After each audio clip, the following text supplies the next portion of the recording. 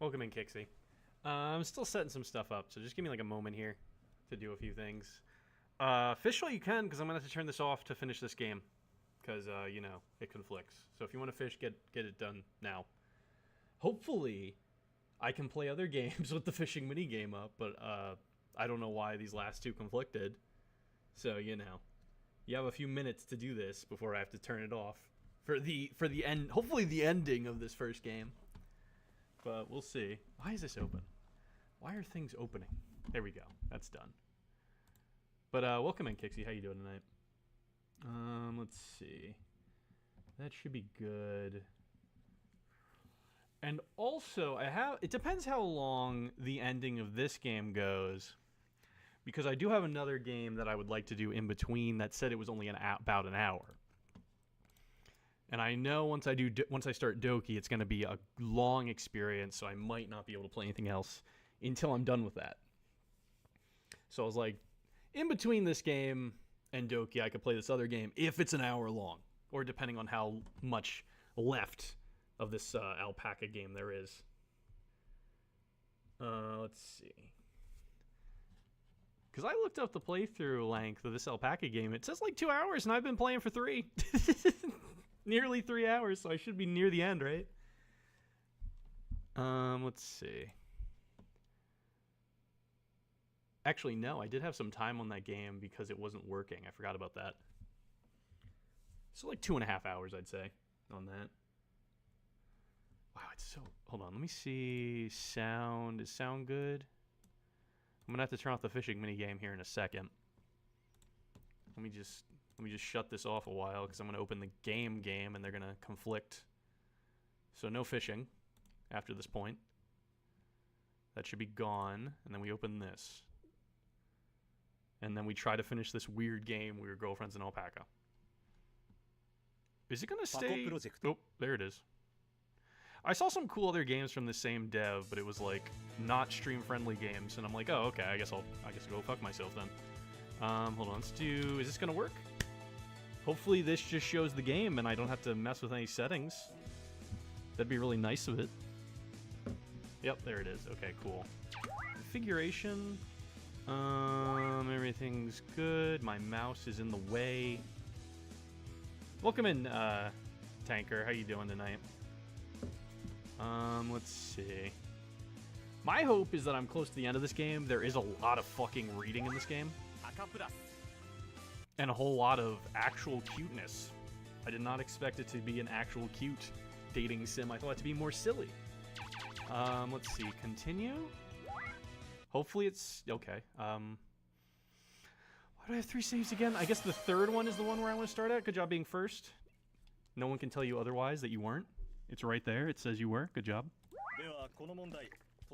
Okay. Good job also being second. You might as well. Alright, let me see. Where did we leave off here? Oh yeah, we were in math. Okay then, who can solve this one? The teacher writes a problem on the board and looks for raised hands to answer it. However, not a single hand is up. At this age, it's embarrassing to raise your hand in the middle of class. Furthermore, the problem given is at college entrance exam levels of difficulty. To give such a problem to us freshmen to solve, quite the cruel prank. I couldn't read it because there was something in front of the text, so let me move this out of the way a little bit. Nothing good will come of our eyes meeting. I look down at my notebook. Nobody. Well then. Izumi, it's yours. The teacher calls out to Yukari. Ah, okay. She stands in front of the blackboard, seeming to have that sense of surrender after being caught. Oh yeah, he just said they were freshmen. They're giving college level math. I would fucking slam my head into a wall if I were them, but you know, they're probably in like some sort of cram school or something. Even Yukari, who normally speeds through these questions, is having trouble making progress. Even so, she solves it little by little. I think this problem is more than enough to warrant filing a complaint, but it's commendable that she earnestly tries solving it right up until the end. After filling up about half of the blackboard, Yukari stops. What? What? Can we get the math problem that you are solving that's taking up half the blackboard? Then a bit of silence follows. Teacher, I don't know how to do the rest. Yukari announces her surrender to the teacher. This is all correct. Can anyone solve the rest? Me! The student who raised his hand is widely considered the biggest nerd in the class. What? If you knew, then why didn't you raise your hand in the first place? Or is it that he figured out how to solve it because of Yukari? Either way, I feel irritated by this four-eyed nerd. Okay, come up. You can return to your seat, Izumi. Okay. Yukari returns to her seat, looking a bit disheartened. Shocked she couldn't answer the question, and embarrassed she had to say in front of everyone else that she didn't know. It feels like both of those. It's not Yukari's fault, actually. A teacher shouldn't be giving out a problem like this. I'll go comfort her later. She's probably bothered by it. Okay, so he's fine with all this happening now, it seems. He's just okay with it. He's come to the conclusion that this is fine. Good job being third. Welcome in prison. How you doing? Perhaps I should say that I understand how she's feeling. Up until now, I couldn't tell what alpaca Yukari was thinking until I spoke with her. I don't think that works, by the way. Can someone redeem your points? I forgot to take those out, and I forgot to fix them today because I was busy. That one doesn't work yet. Kixie, if you're there, refund the points, please. Yet today, I understand fully. By stepping back and taking a good look, I can see there isn't any change in Yukari's mood or behavior. There's no change, meaning this observation case log of mine has absolutely no point whatsoever. Pack Attack, welcome into it. How you doing today? I don't need this log. I throw all the observation case logs out of my mind. This has got to be nearing the end of this game, right? I've got to be nearing the end of this. The bell rings, and with the teacher gone, the room begins getting rather noisy. Kind of like that. Looks like math period ended pretty quickly while I was thinking about all this stuff. Oh, whoops, I need to go to Yukari. Heyo, nice job. Oh, Kazuma. Not bad, how it going? How you doing? I'm doing all right. I mostly did D&D today, so that was my whole day, and then after that, I was preparing for the stream. That was basically my whole day. I didn't really do much. Actually, I did some homework in between, and I had to deal with my annoying group project today that everybody was like, oh, we're not going to answer until the last minute, and then like a few hours before it's due today, we're going to get it all done. That was fun. I hate group projects, by the way. As expected, Yukari looks downcast. Well, ordinary people probably can't tell by looking. Yukari tends to hide it when she's feeling down. Hey, Kixie, I don't know if you heard, but can you redeem those points for the bonk that was used? Because it still doesn't work. In fact, she's smiling right now. But I can see that shadow hiding deep in her eyes. Man, what was wrong with that teacher last class? Giving us the college-level entrance exam question. I'm sorry, I can't talk. Yes, but I should have studied more. I need to be able to answer that during entrance exams. Group projects can eat a ball. Agreed. Because half my fucking group sucks at communication. And the other half, me and the other girl, literally are trying to get everybody else to be like, hey, what are we doing? And then last minute, we all do it. Because, like, every week, these other two members, one of them doesn't answer sometimes. And the other one's like, I'm just going to wait until last minute and only answer a few times. We'll figure it out on the day it's due, don't worry. I'm just saying we're not ready to take the test yet, so there's no way we could solve it now. But Kamakura did. Don't compare yourself to that egghead. He should have just had his arm raised from the get-go. Ooga booga booga. This isn't a scary stream. Don't scare me like that. Hey now, hey now. Yukari never speaks badly about others. Yet there seems to be a lot she wants to say that she keeps to herself instead. She doesn't express it often, or rather she doesn't express it at all. So I'll express it instead. Up until now, we have always had those different roles. That feeling is coming back to me. Kazuma, next class is PE, so I'm going ahead to change. Okay, yeah, sorry to hold you up. It's fine, thank you. Yukari looks back and says, thank you, right before she leaves the classroom. Seeing her smile makes me feel better, too. Alright, guess I'll do my best in PE, too. The boys are once again doing long-distance running. I really would like it if they'd at least wait until October when it's a lot cooler to start doing this. Just getting moving makes me start sweating buckets. Same, bud. I'm right there with you. I pray for God to bring rain when we have to run long distance, but he never answers my call. It looks like the girl... Wait, what? It looks like the girls are doing the high jump in the middle of the track. We're running around. I thought it did the same thing where it was like giving me the same text because I was like, wait, didn't I just read something like that? But it didn't. I'm just dumb.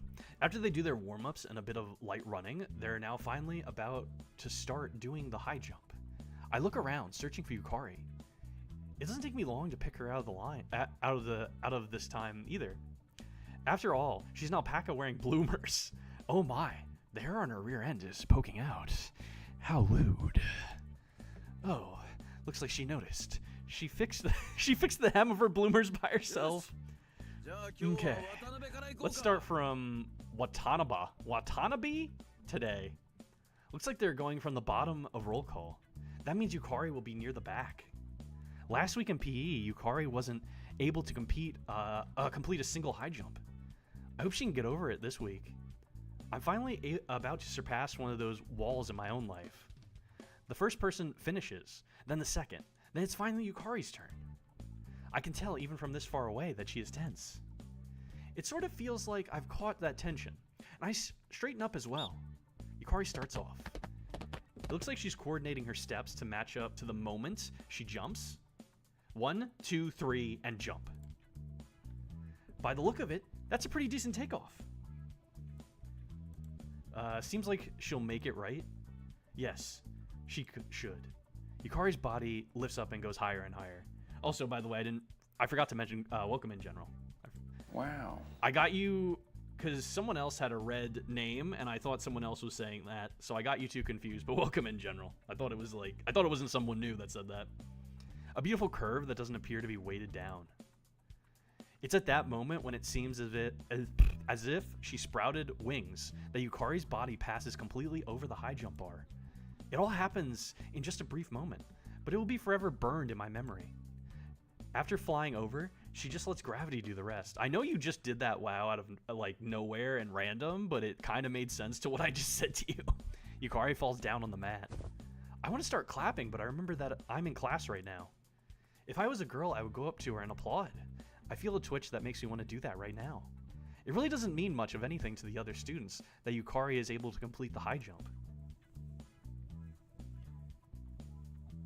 I don't know who you're talking about, but it's good. No, you're fine. Some people have the same colored names, and I sometimes get them confused. However, I can see how satisfied she is by looking at her face. I'll congratulate her later. She'll love it. Yo, hey, Saki. You're oogling Uzumi too much.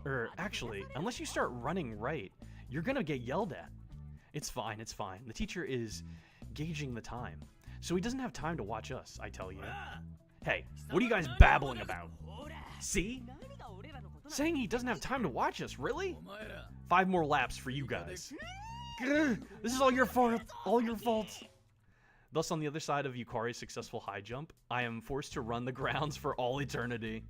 Another 5? Please, no. How many yards do you think one lap of these grounds are? Because I have extra laps, I don't finish running until after the bell. We spend a lunch period peacefully hidden away together. Actually, I wake up early to make her lunch as a sort of apology for up until now. Yukari eats it happily. I'm really interested to see... He hasn't really told her that he is seeing this stuff. So, like, I'm interested to see what the fuck is going on with him, where he's seeing her like this, and if he'll actually tell her. Because he kind of brought up that something was wrong, but he never actually told her, oh yeah, by the way, I see you as a fucking alpaca and everybody else doesn't, you know? Oof is right. Kazuma's rice omelets really are the best. You do love your rice omelets. It's bliss to have your favorites. It means you can make it through, even if bad stuff happens. Was there something, a bad thing? Not today, but I was a bit annoyed that I wasn't able to do the high jump in PE. That's why I ate my rice omelet and practice hard. I'm also tilting my head with her, by the way. As she tilts her head, I do it too. Is that so? Because of that, I was able to do the high jump today. So she was able to do the high jump today because she practiced extra hard after all. Yeah, I watched all of it. What? You were watching? She didn't notice. Remember how I had to run until the bell? That was because they got angry that I was watching you. So that's why? I'm sorry about that, since it was my fault. What are you saying? I watched because I wanted to. I do feel bad about getting my classmate caught up in it too, though. You did well. I rub Yukari's head as I say that. Her expression seems to say it tickles, but she doesn't fight back in the least. She may say random stuff like that, but she still loves being praised. Feeling the warmth from her fur, I'm about to embrace her again, but I hold myself back with the power of rationality. Jesus Christ, this guy is so fucking weird. Well, it's about time to start the surprise event. I went ahead and purchased dessert from the school cafeteria. What's more, they were selling a new flavor of jelly. Jelly? Or jelly? I mean, they call it a new flavor, but they're probably just doing market research. I peel off the lid and give it to Yukari. Here, dessert. It's a reward for you trying so hard, Yukari. Whoa, thanks. She brings the jelly to her mouth as she smiles without a shred of suspicion. The moment it enters her mouth, her smile freezes and her expression gradually becomes sour. Kazuma, is this?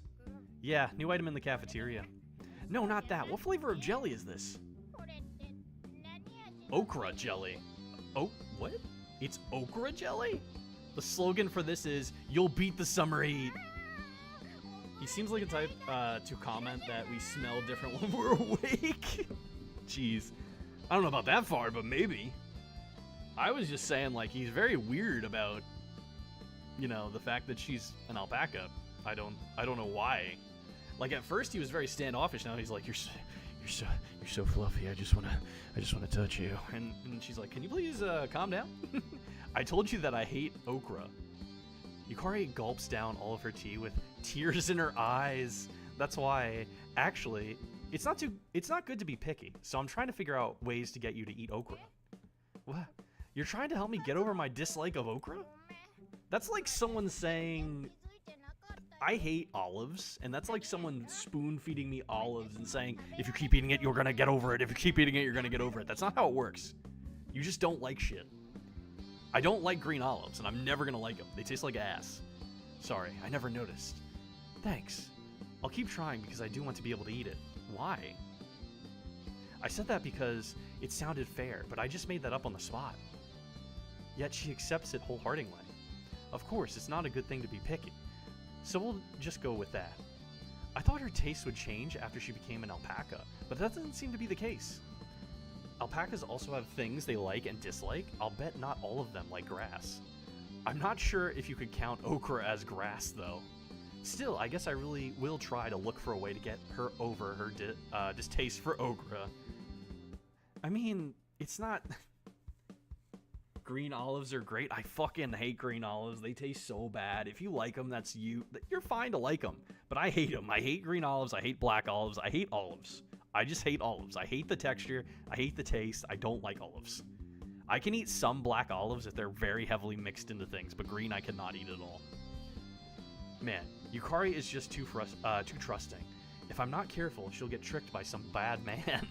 Or I guess it's fine if I'm just always by her side. Alright, it's about time to head back to class. Gotta make it through the afternoon classes too. Yeah! Yeah! We said yeah twice because there's sometimes a bug with the text in this game where it says it twice. Ban Indy? I'm the streamer! What do you mean ban me? Can't ban me.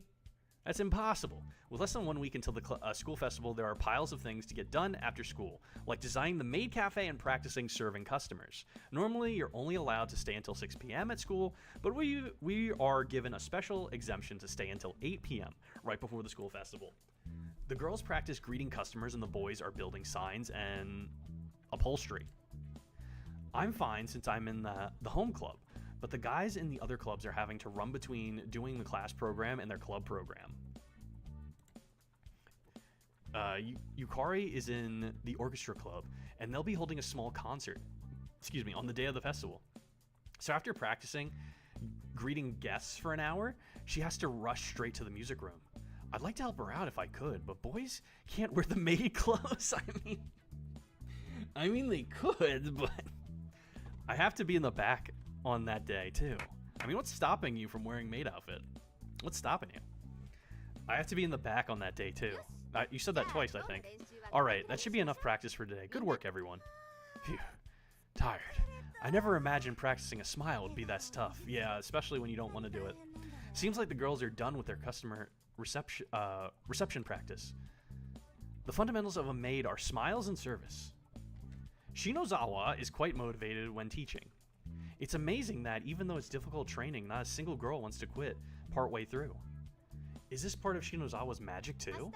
Tomorrow will be rice omelet, writing, and cake decorations, so good luck, guys. Oh, the preparations are good enough for today? Boys, it's getting along pretty well, so no problems. The boys start cleaning up too after hearing Shinozawa's speech. They put the fabrics and other stuff for the interior away in storage, and then they are ready to go. I should invite Yukari along to go home. Her club should be over by now. I pick up my bag and head for the music room. The soundproofing of the music room allows me to hear only a faint trace of the violin being played. Oh, she's playing a different song than the usual one I've never heard. I open the door ever so gently, thinking they might still be performing. If they aren't done, then I think I'll head back alone so as not to bother them. Peeking through the crack, I can see Yukari. I search around carefully for others, but there is no one else. It seems the club is over. Finding peace of mind, I open the door all the way. Yukari looks over at the entrance when she notices the sound. Oh, Kazuma. Good work in your club. I was thinking we could go back home together. Oh, okay. She has a troubled expression for a moment. Could it be she has something she needs to do after this? No, that's not it. This expression probably means, do you still want to practice? Yeah, this is the song we're playing at the school festival. It's new, but I'm just not used to it yet. There's less than a week left, so I sort of want to practice a bit more. Hey, do you mind if I stay and listen? What? If you're playing at the festival, there's going to be guests watching, so wouldn't it be better if you got used to that tension? Also, I simply want to listen to Yukari play the violin. I know if I straight up tell her this, she'll be too embarrassed to let me listen to her play, so I stay quiet.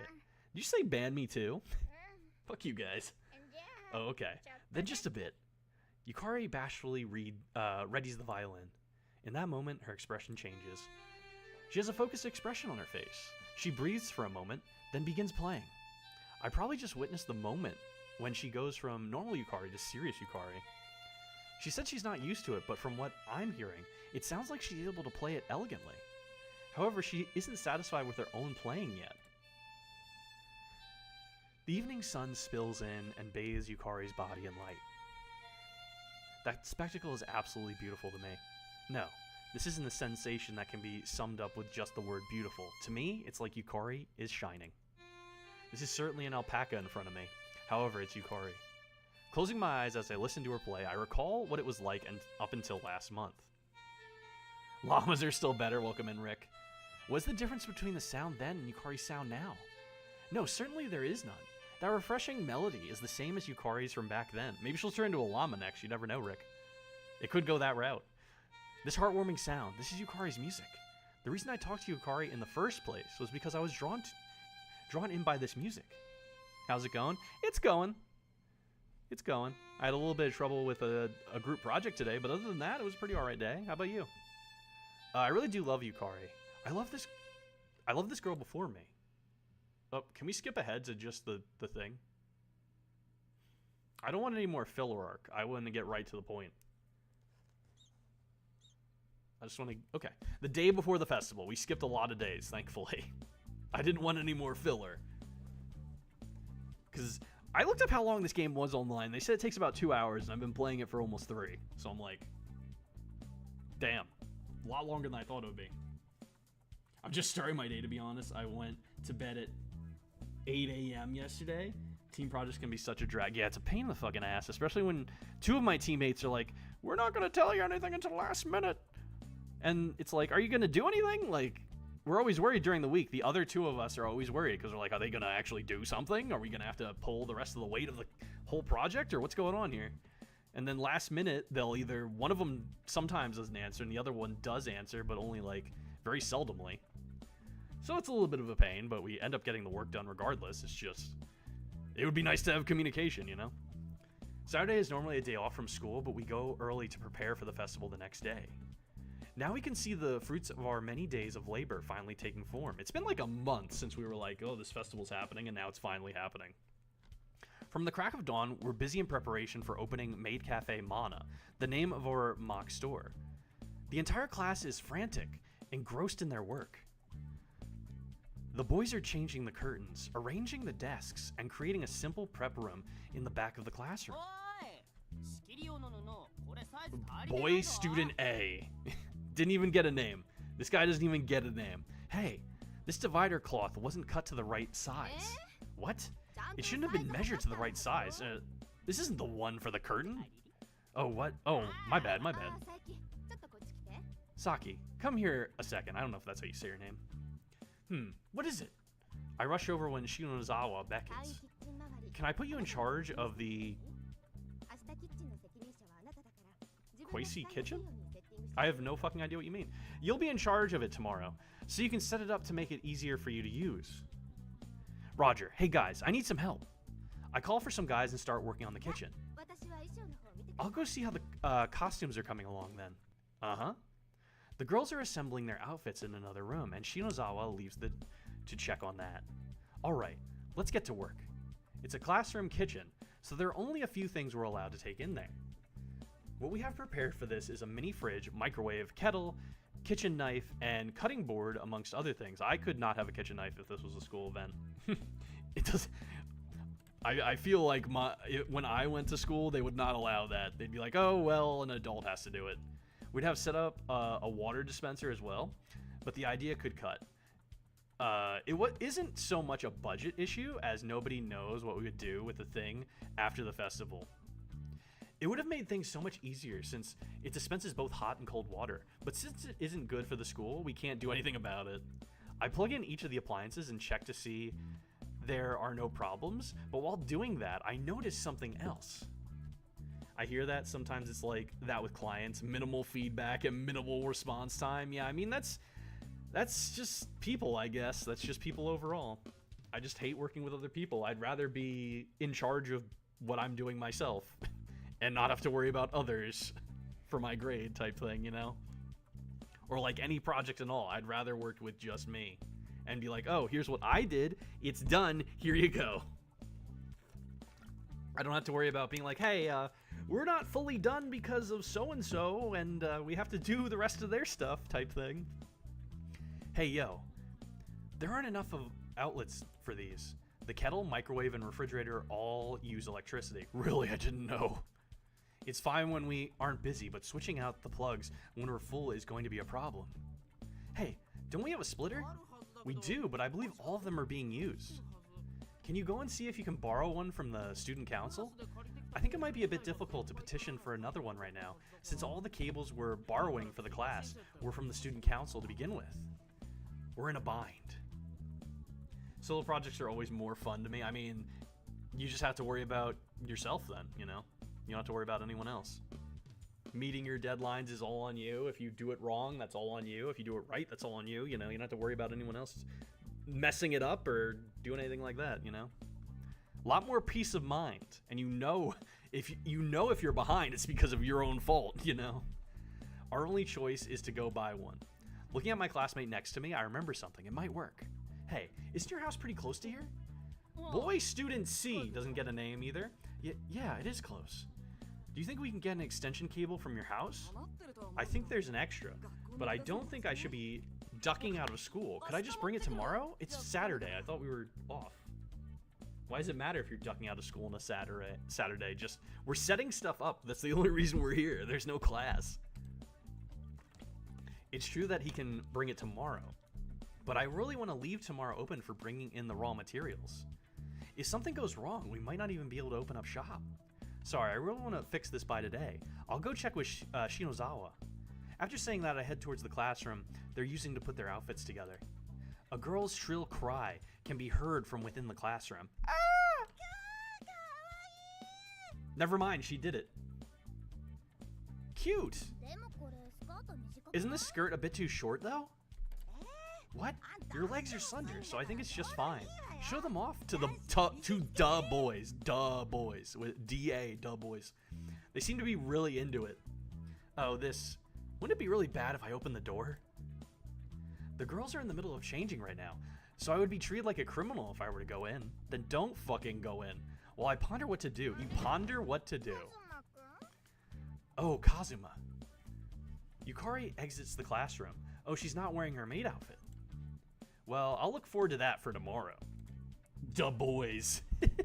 I want to see the human Yukari in her maid outfit. But an alpaca is fine too. I can't believe I just read that. What the fuck is wrong with the main character? Whoops. Can't forget why I'm here.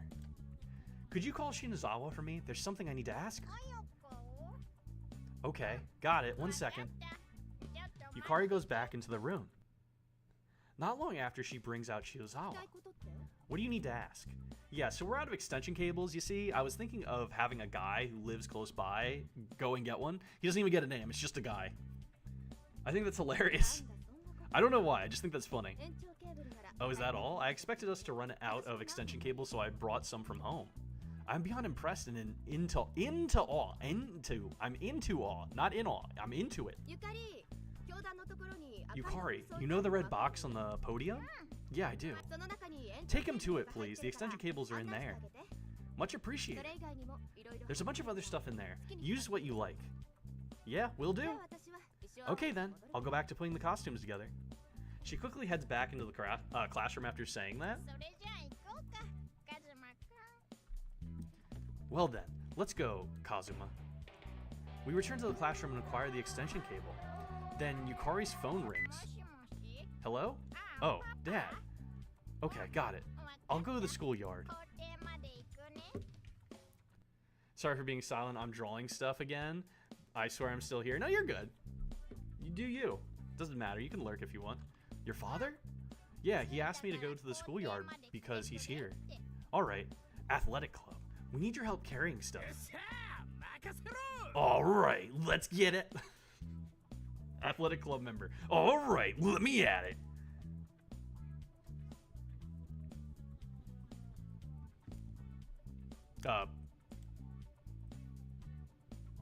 Okay, I guess we're back in the same spot, but we just had a little... Oh, that was weird. The athletics club members, who usually have nothing to do all summer, but laze around, are contributing by carrying in the furniture. Oh, can you put the bathtub in the corner of the classroom? Then can you put that stuffed bear in it? Why is there a bathtub? How'd they fucking get a bathtub? What do you mean, bathtub? Yukari hands out orders as things are brought in. I had no idea how we were going to pull this off when a truck that looks like that of a moving company pulled up. But once we divided up the load, it wasn't that much of an effort. Looks like we'll be fine just leaving it up to Yukari. I might as well go back to setting up the kitchen.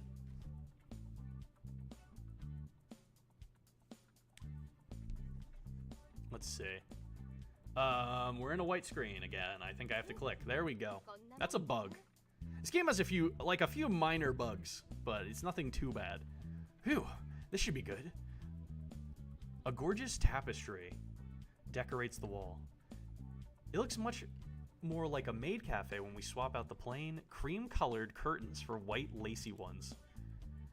These incredibly luxurious decorations are a bit distracting, but at this point it doesn't matter.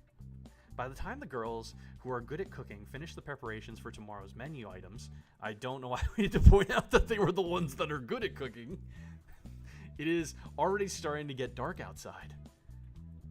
We're exhausted after having spent all day on pretty much nothing but preparing, but we're still in high spirits. We're going to make this work tomorrow. No question, my planning is perfect. Yeah, let's all do our best. Everyone speaks individually of how they feel about Everyone speaks individually of how they feel about tomorrow. Okay, so that was just a typo. I thought I was being stupid or my brain exploded. Preparations for the school festival are done. Now there's just tomorrow. No matter how you slice it, tomorrow is everything. We're going to make this work. Seeing everyone off from the classroom, we turn off the lights and make our way home. I'm looking forward to the school festival tomorrow. Yay, we're finally there. Geez, it was nearly a month. I think it actually was about a month. Because I think we started the game in like August 20-something. Hence, therefore, I don't know. I don't remember what voice I gave the principal. Hence, therefore, while it may be difficult for students, as their duty remains the pursuit of knowledge, however, the establishment philosophy of our academy also, blah, blah, blah. The success of the school festival managed and administered by the student body guides you towards greater independence. And with that, in the near future, you will enter society as... Thanks for the posture check. Woo! The principal's long, pointless speech goes on from the crack of dawn into forever, but not a single student is listening. His long speech finally ends, and the students are released from the gym auditorium. It's 8:30 a.m. now. Our cafe opens at 10. We need to perform a final preparation check before then. Girls, go to the dressing room and change. Boys, run a final check on the menu. Buy any drinks we're low on. Who farted? Open a window. Oh. On Shinazawa's signal, everyone checks on their assigned tasks and the girls go to change. Her leadership skills are amazing. I check to see how the coffee maker is doing and check on the drinks in the cooler. Heyo, is that the maniac? Welcome in, Goose. How you doing? As long as the boss and his daughter bring the cakes, I'll have fulfilled my responsibilities. Hey, Kazuma! Someone taps me on the back. Turning around, I see...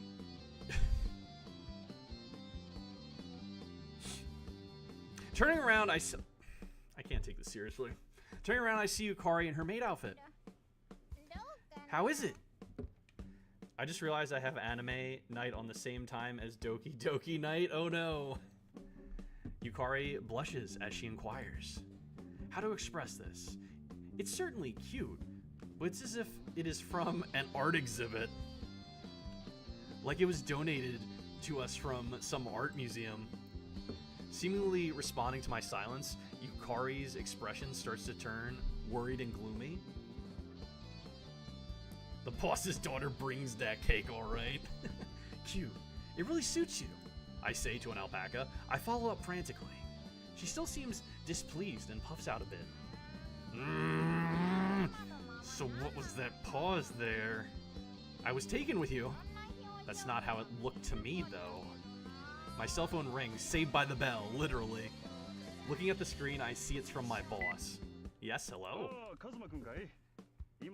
So why are you dating an alpaca again? Oh, this is technically my human girlfriend that turned into an alpaca, but only the main character sees her as an alpaca. Everybody else sees her normally, apparently. So we don't know what the fuck's going on. And I don't know how they're gonna conclude this and make her normal again. Well, human again. It's been kind of silly, but like, it's basically just overall cute. I thought it was going to be more silly than cute, but this is just a cute game, I feel like. Oh, is that you? Kazuma, could I have you bring a few people to the gate? Got it, I'll be there soon. So it seems my boss brought the cakes. I need to go now. Oof, okay. Wouldn't want to keep Mr. Mataka waiting. So you're actually just insane then? Maybe. I don't know what's going on. They didn't explain. He's been seeing his girlfriend as an alpaca for like a month now. And we don't know why. Everybody else seems fine with it. Everybody else is like, oh, that's just her, you know, like that's normal. Why you okay? But he just keeps seeing her as this alpaca. No matter how hard he tries, he just keeps seeing her as that. So we don't know what's going on. Good morning, Ryo, boss. I give the boss and his daughter, Ryo, a greeting. Morning. Do we get to see any other characters besides like the main five? Good morning, Kazi. Long time no see. Well then, here's the 12 boxes of cake. We've already cut the cakes into 8 slices each. Is that all right? Yes, that helps a lot. I thought I'd have to do it myself, so it saves me the trouble. We're thinking of popping in later. Do your best running the cafe. Okay. Well then, we'll be off. They return to their car and head back to the Black Cat Cafe after saying that. I love how, like, there's only, like, a select few characters that the developer was like, I have to get art for these, and then there's others that he's like, I'm not, or them, I don't know what gender they are, but they were like, I don't want to draw all these other characters that are talking, so half of them aren't going to get names, and there's going to be no art for them. 12 whole cakes. They probably woke up early just to make them. We have to do this right. I think there's only actually, like, 4 characters that have a picture. Now that I think about it. Alright then, let's divide the load and carry them to the classroom. Got it. Treat the cakes with care. I have no idea what Shinazawa would say if they were fudged. We really want to hurry, but we walk slowly so as not to drop the cakes. Hey, can we eat these cakes too? They did say if there was any left we could split it up and give it to the staff actually. Seriously? I can't wait until after the festival. That's if there is any left. The time is 9:50 a.m. We finished the last dress check and now we're just waiting to open the store. Well then, let's do our best today. If we make a lot, we'll throw a big party. What if we don't? Punch the cake? Why? Just because? There wouldn't be any left. India's there. I'm not actually a big sweets guy. I'm gonna be honest with you guys. I'm not a big sweets guy. I'm more of a savory. I'm more of a savory person. I like savory more than sweet. Okay, I read that. Woo! Everybody in the class went woo! Everyone feels the same thing. It's been 1 whole month. We've invested all that time in preparation for the school festival. That's why we're going to make this work. The private high school festival is now commencing. Clapping comes from everywhere. Likewise. Yeah, I'm just not that big of sweets. It depends on the sweets, though. Like, it really depends on what type of sweets. But I don't like overly sweet things. Like, I'm not gonna go out and get I'm not gonna eat cake without it being a reason that there's cake there, and I'll eat a little bit of it. Like, if it's someone's birthday, I'll be like, yeah, I'll have a piece of cake, sure, whatever. But like, I'm not gonna buy that type of stuff and eat it, you know. The private high is definitely a college prep style school, but for today, the student body is filled with the festival spirit. Oh, this is a cram school. I think Twit said that. This is one of those schools. Welcome home, master. Why are you saying that? Finally, our first customer, master, has returned home to our maid cafe, Manana. Why are they calling them? That's a little weird. They're not slaves, they're maids. They get paid. Why are you calling them master? The maids also are adding bright and shining smiles to the ends of their sentences. The back is all yours. Yeah, I got this. You're not wearing a maid outfit? You wanted to see it. I'm supervising for the whole day. Is that so? Well, if you want to see me in the maid outfit, yeah, you should come to the winter festival. There's a festival in the winter? I'll go if I have the chance. Order up. 1 each. Rice omelet meal and a cake set. Hot milk tea and ginger ale. Our memorable first order comes as Shinozawa and I talk. Well then, do your best. She says that and sprints off quickly. I still glances into the shop as I put up my first order. God, she looks so silly and adorable. She's a fucking alpaca. Welcome home, master, mistress. It's only been 30 minutes since we've opened, and the seats are full. There's a line outside. It isn't just students. There are businessmen lined up outside the entrance too, as well as guys I could really only describe as giant man-children. That's weird, but okay. Even if this is a festival where there are a lot of non-student visitors, what is the meaning of this? Could it be? Are you sure we should have spent this much on raw materials? I remember seeing the budget outline for this maid cafe. Not a problem. This maid cafe is going to make money for sure. I made sure to properly advertise it. This is most likely the effective for advertising. Weird, but okay. This game is rather weird, but I can see the grin on Shinozawa's face as she chuckles to herself behind the cashier desk. This has gone beyond impressive and into dumbfounding. She probably made a website and wrote about it on some maid cafe and school event forums. How oddly specific. Girl student B, also who doesn't get a name. 2 latte art, order up. An order comes in as I think about that. Looks like I won't have any time to think to myself today. If I have time to think, I have time to act. Pouring the milk into the coffee, I then draw. One is a heart and the other is a rabbit. That should be good enough. How do you draw a rabbit like that? I've never done, coffee. I've never made coffee like that. I've never been a barista. I don't know how the hell you would even begin to draw, complex shit like that in the coffee. I get a heart. That doesn't look that hard, but, a fucking rabbit? I finish the heart, no problem. But I go too fast, and the rabbit and the eyes end up a bit smooshed. I am thinking of tossing it and starting on a new one when... Come on, the master is waiting. That's good enough. Saying that, she takes the cup of messed up rabbit to the front. You need talent, apparently? Apparently, because I feel like a heart's easy. It's just and you're done. But a rabbit, you gotta get the ears in there. You gotta get the legs. That's probably a pain. I'm about to dive out there, but only the girls are allowed to interact with customers. Shizawa would probably get angry if a boy were to go out there. I give up on running her down and start working on the next order. I'm still a bit worried, so I peek out. Fucking anime, wow. That makes sense for what's going on. This feels like an anime, honestly. My apologies, master. My hand slipped while I was thinking about you. Should I go fix it for you?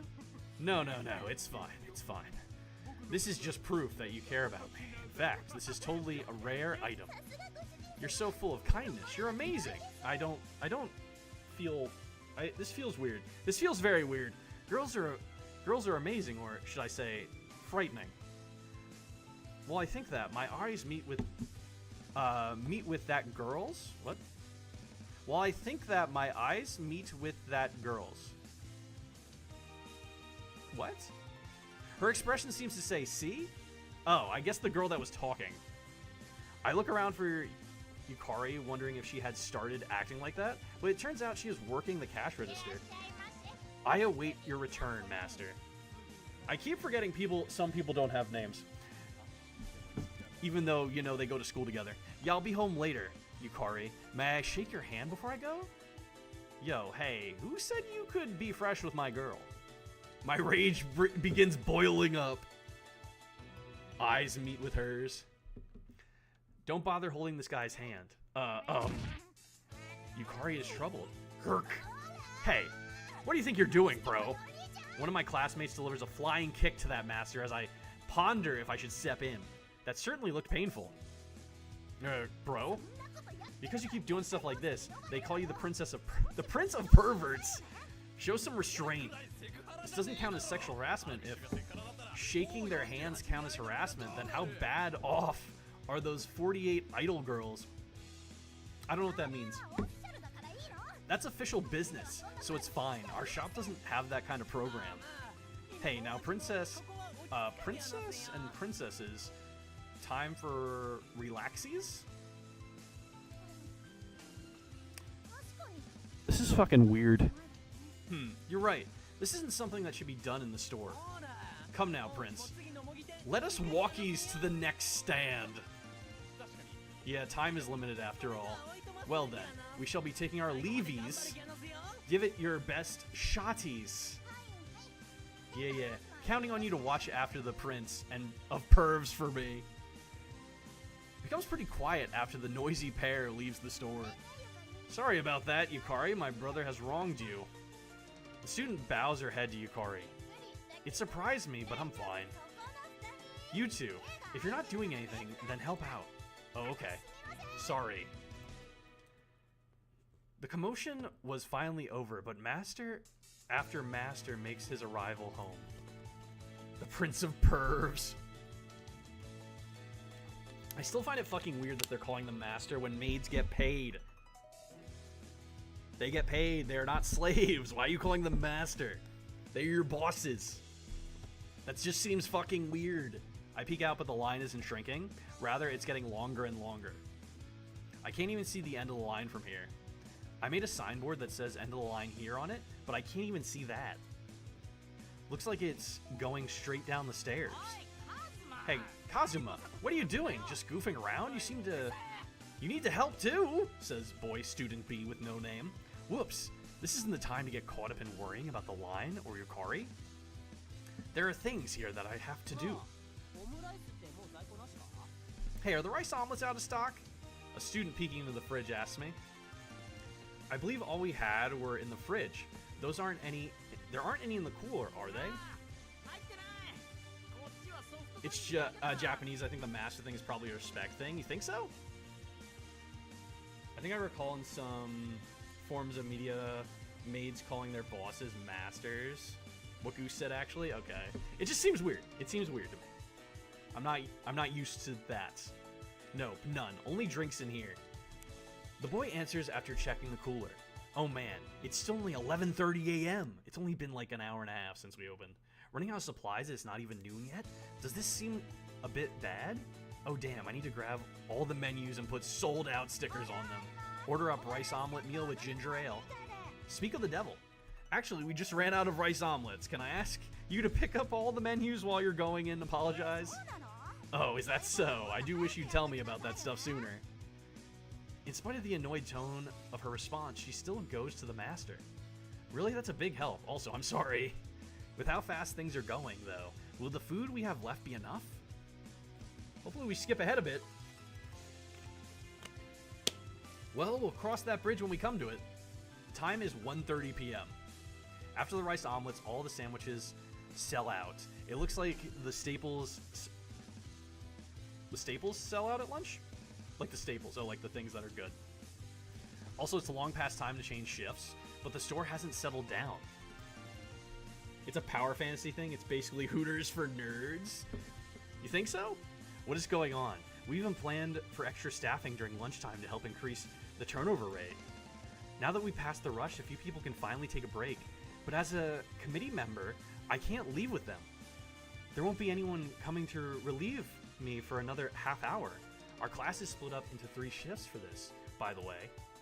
In general, 5 maids, 3 kitchen staff, and 1 of each liaison and sign flipper. Order up 2 cake sets, 1 shortcake and 1 chocolate, both with iced tea. Roger. I hail Yukari as she goes back to greet the customers. Yes. Aren't you tired? You should take a break too. I'm still fine. The other 2 girls just took theirs, so I'll keep going a bit more. I see. Don't push yourself. Yeah, you too. Let's go see the festival later. Oh yeah, that's right. I forgot. Since I'm glued to the maid cafe, but the other classes are doing different kinds of stands as well. Stuff like haunted houses, mazes, crepe,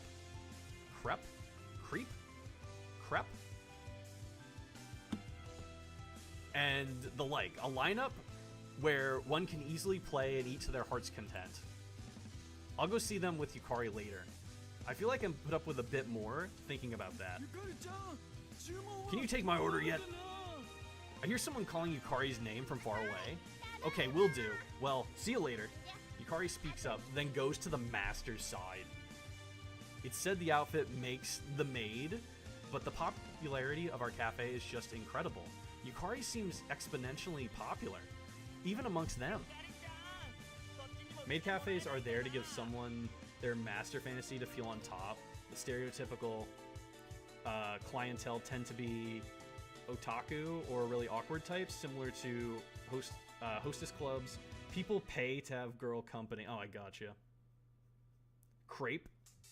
Was that? It wasn't spelled like that. It's just kind of a thing. Ugh, it feels weird. It feels very weird.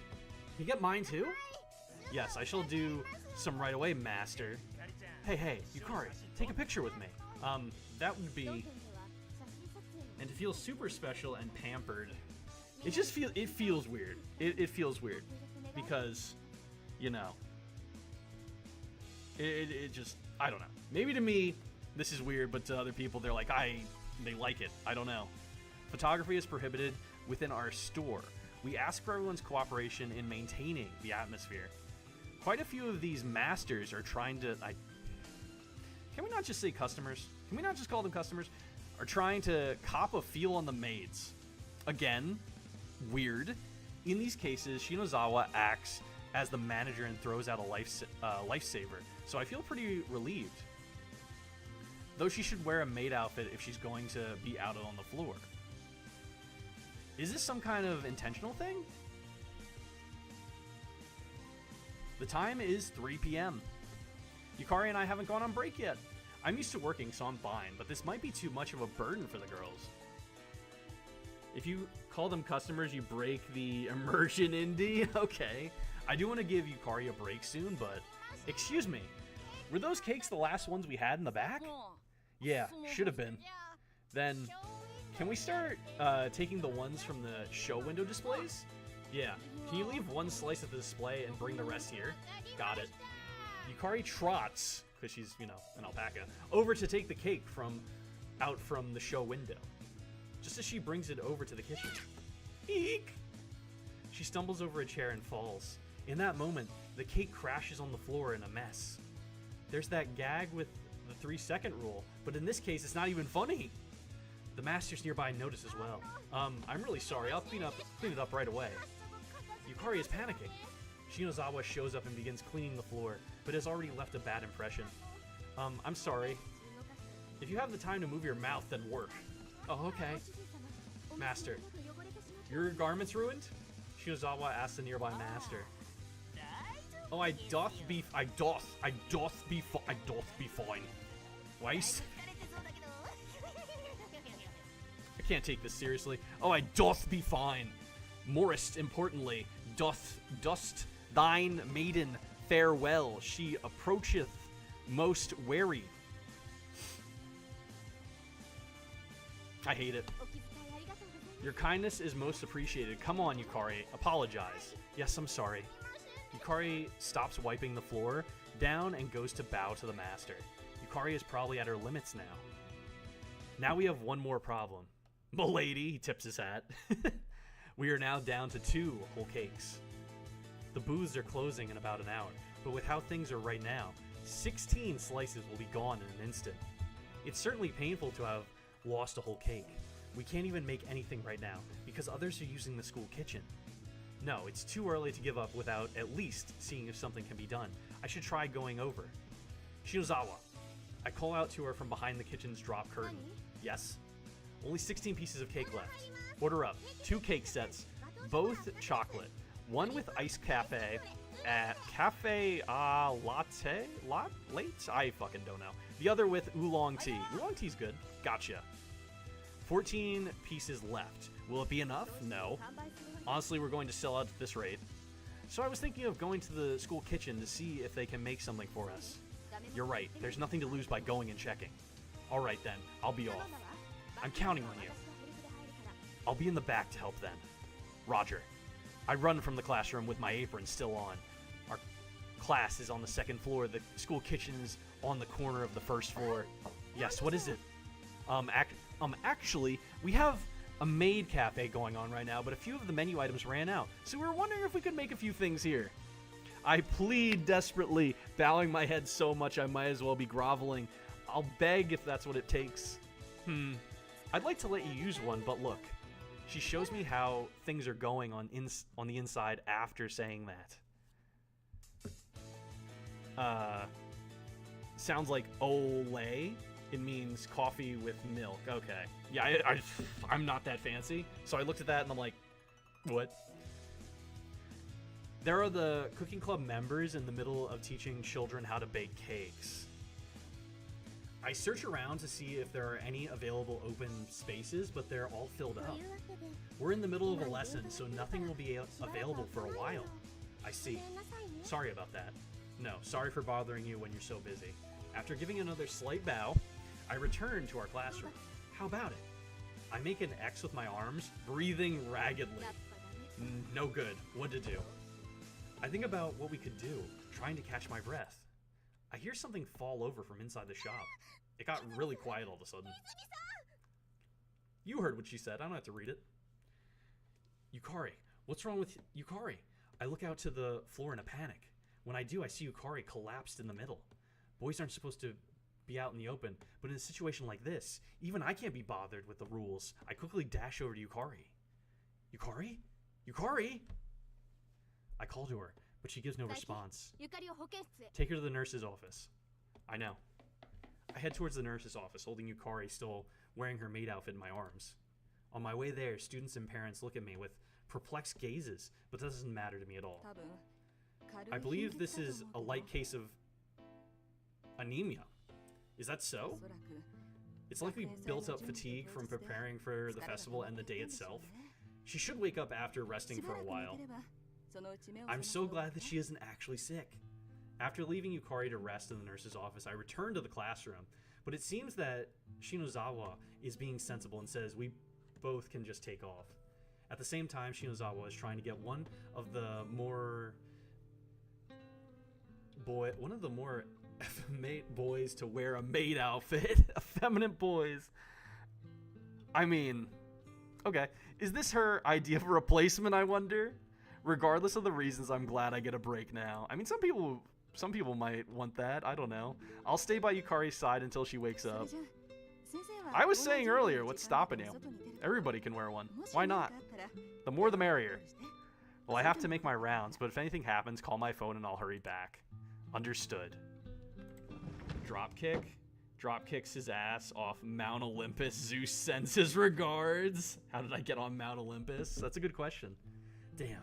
Looks like we won't be able to look around the school festival at all. Big dummy. I talk to Yukari as she sleeps. By the way, wild alpacas sleep in a strange sitting position with their head lowered. But right now Yukari is sleeping with her body beautifully, stretched flat. She appears so human. That really messes me up. Just pick whether you're an alpaca or a human. Well, either Yukari is cute. The nurse's office door bursts open. I thought the nurse had come back, but it's a girl wearing our school uniform. I feel like I remember her being in the same orchestra club as Yukari. Is Yukari here? Yukari is still sleeping here. What's wrong? The orchestra club presentation is at 5 p.m., but Yukari hasn't come yet. So I went to the classroom and was told she's in the nurse's office. The clock says 4:30 p.m.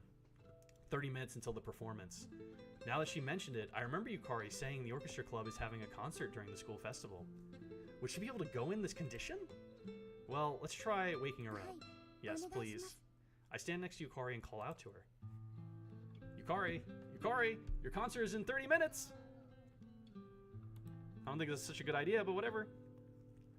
She shows no reaction at all. I shake her a bit. Yukari, come on! Do you really not care if you don't wake up? She really isn't responding. It's fine. Please don't force her to wake up. But poor Yukari looks so very busy with both the club and class program. That's even more of a reason. She practiced that hard, so she wants to go. The band member cuts me off without listening to the rest and speaks. That's why it sounded like she was trying too hard, Yukari's melody. Yukari has always played with such a long, blissful melody, but she hasn't been doing well lately. She's either tired or worried or something, so we cut her solo. I didn't know that. Yukari hadn't told me anything about that. I can't believe Yukari is fucking dead. She's not dead. She's fine. She's just resting. Last time I heard her playing in the music room, it didn't sound like that at all. Could it be that she wasn't sounding good during club? We'll be able to perform this time without her. All that'll happen if she goes on stage now is she'll be traumatized and left with bad memories. We know. So letting her rest is in Yukari's best interest too. At least that's how I see it. I got it. Can you tell Yukari that when she wakes up, also, could you comfort her? Got it. I'll be going then. She bows and leaves. I return to Yukari's side and sit down. Of course, Yukari is still resting. It's definitely my fault you're not in your best condition. Why didn't you tell me anything? I could have helped out if you'd said something. No, that's not right. She never complains about things. She never complains about things herself. It's my place to pick up on it and force her to rest if need be. She was clearly exhausted in the maid cafe today as well, but did her best and said I'm fine. I should have made her rest then, even if I had to drag her by the hair and risk pulling it out. Not just today, even through all this time up until now. Preparing for the school festival, practicing for her club, and she has a lot of homework when she gets home too. In exchange for keeping my grades up, I'd like to join the club. That was what Yukari proposed to her parents. It'd be impossible for her to relax if she's filled up her schedule like that. Then there was my attitude on top of that. Of course, she'd be worried and depressed, being avoided that much. Why has it got to be sad? Why has this got to be sad? I thought this was going to be silly, and it's very sad and very cute. This is not what I expected at all. When I was like, oh, this is a dating alpaca game. I did not expect it to get real. There's no way she could have talked to me about her problems. You've really been keeping everything inside. I stroke Yukari's head gently. Her body squirms like that tickles her, but it doesn't seem like her eyes are going to open. What am I doing? I'm her boyfriend. I never noticed. Well, time to put her down. Maybe she'll come back as a human then. It's too late to notice now after she collapses. I want to hit myself. I'd just make Yukari sad if I did that. Oh, come to think of it, something like this happened before. Yes, that was a snowy winter. The time I was preparing for my entrance exam. Entrance exams into high school is wild to me. I keep forgetting we're in Japan and not America. Yukari's school of choice was a school above this one, where you'd be able to go straight into college. No, it had been decided for her that it was her choice.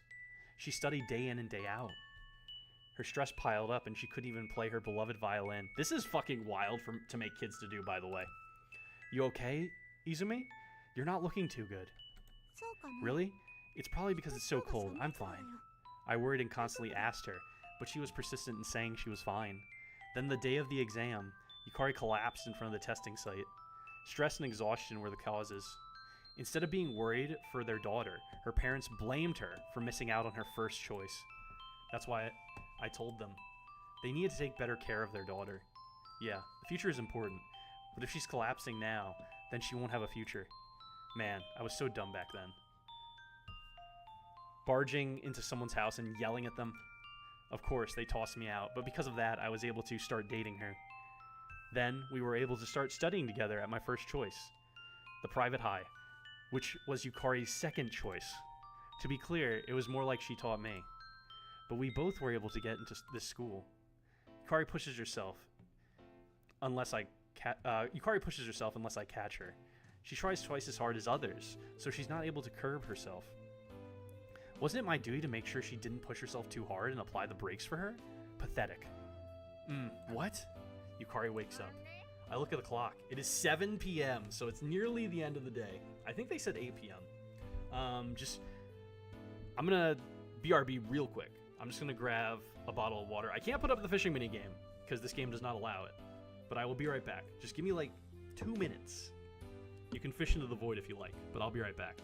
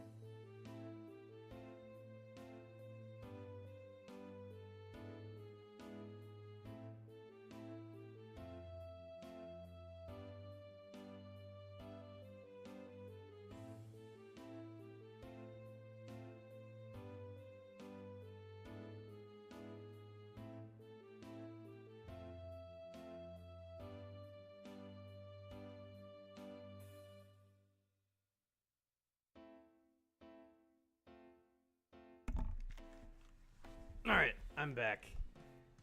They say Indy once farted into the void and the void farted back. That's like saying you ever scream into the void and have the void scream back. Instead it farted.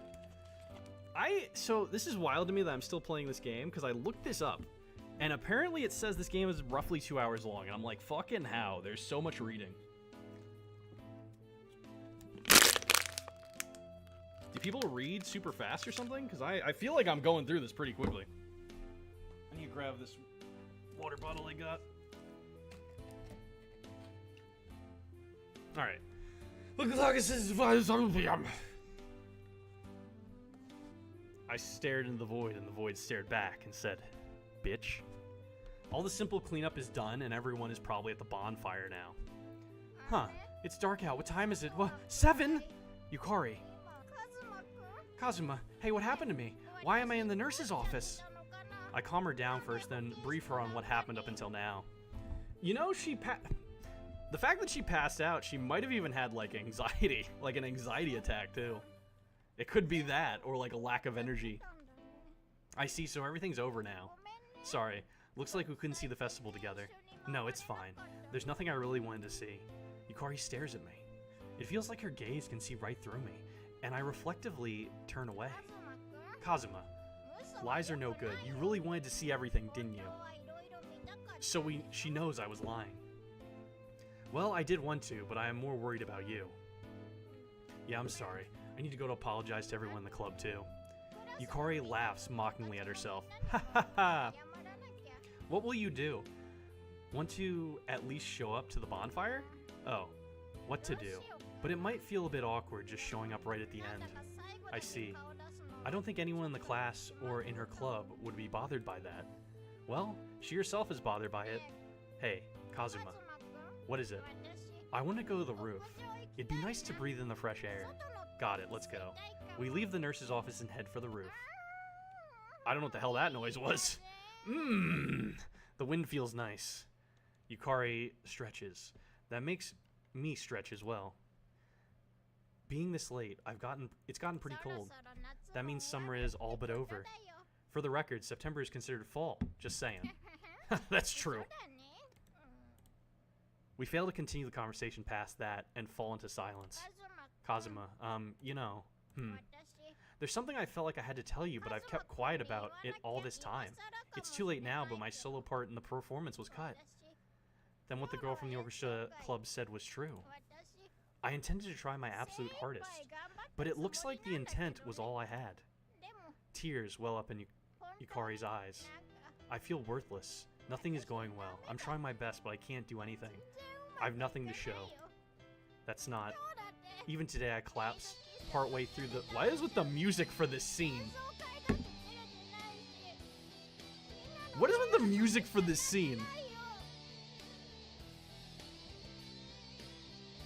It feels very off for the music. It does not feel somber at all. It feels like rock is playing right now when she's spilling out her heart.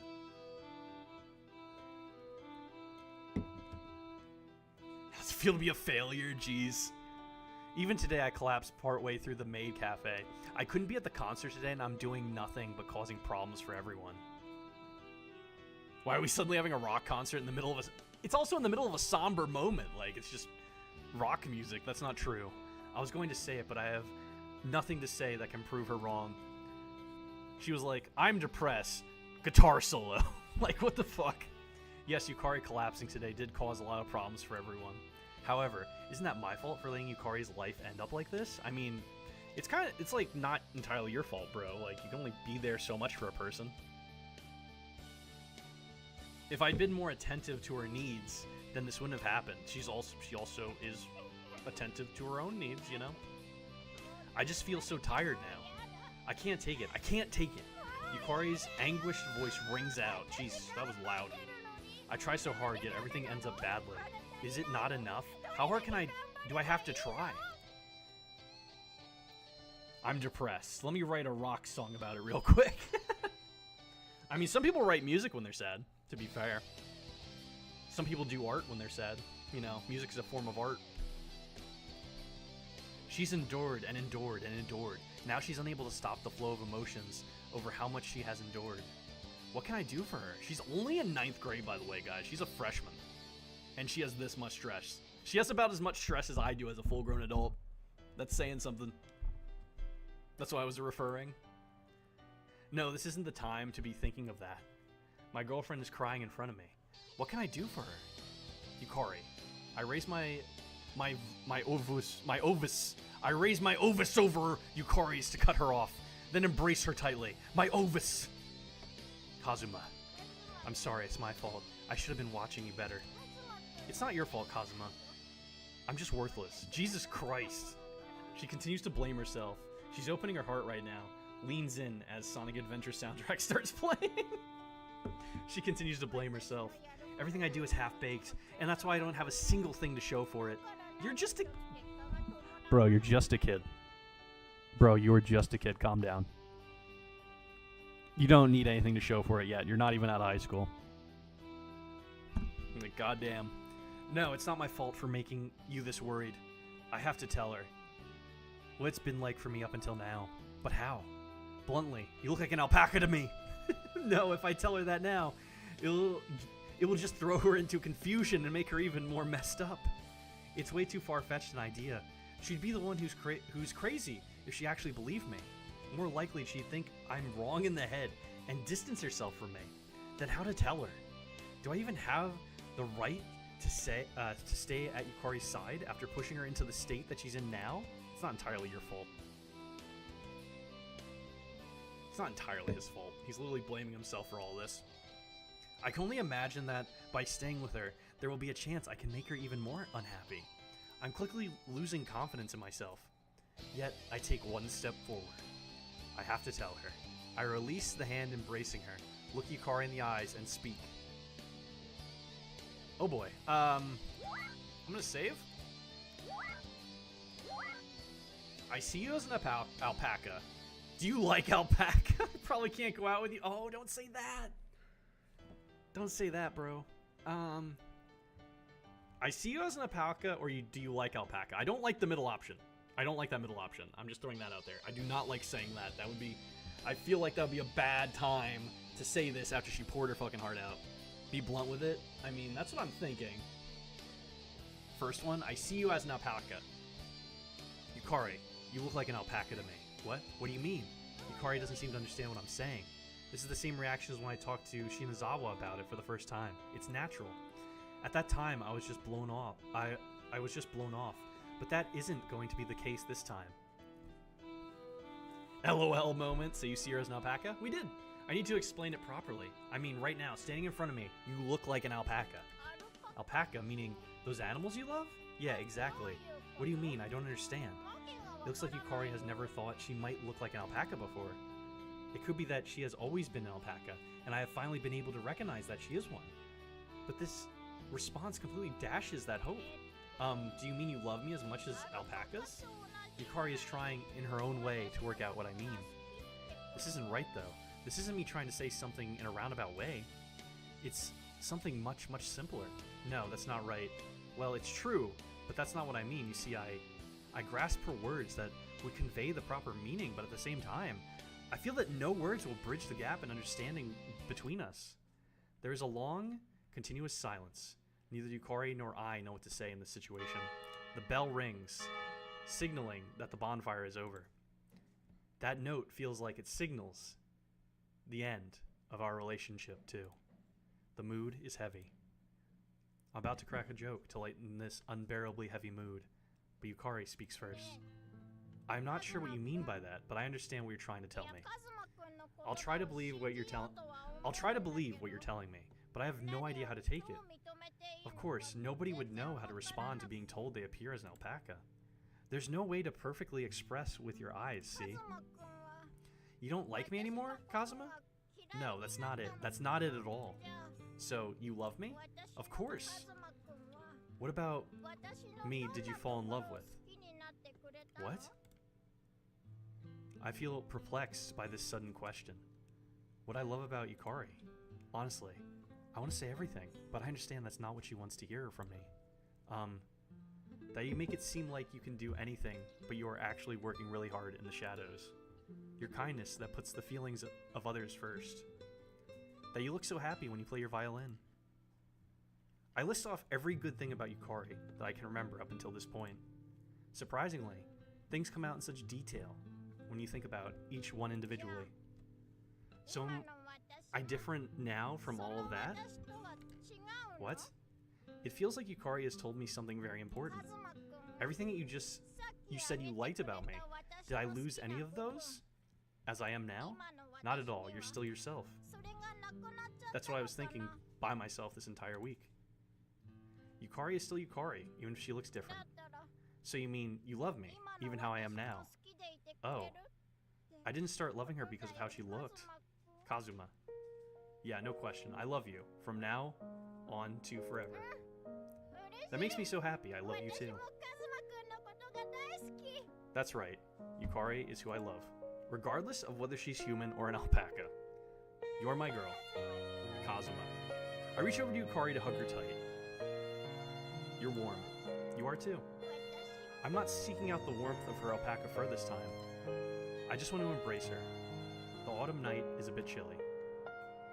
The intermittent breezes make us shiver, but if we stay like this, we'll be fine. Although, that's just an excuse to hold her. Yukari and me, hand in hand, a warm future most likely awaits us. Gazing into Yukari's beating alpaca eyes, I make up my mind. From now on and forever, I'll live my life with this alpaca that is Yukari. I thought this was going to end on a sad note, but I'm happy it didn't. Yeah, it's very, very, very, very happy.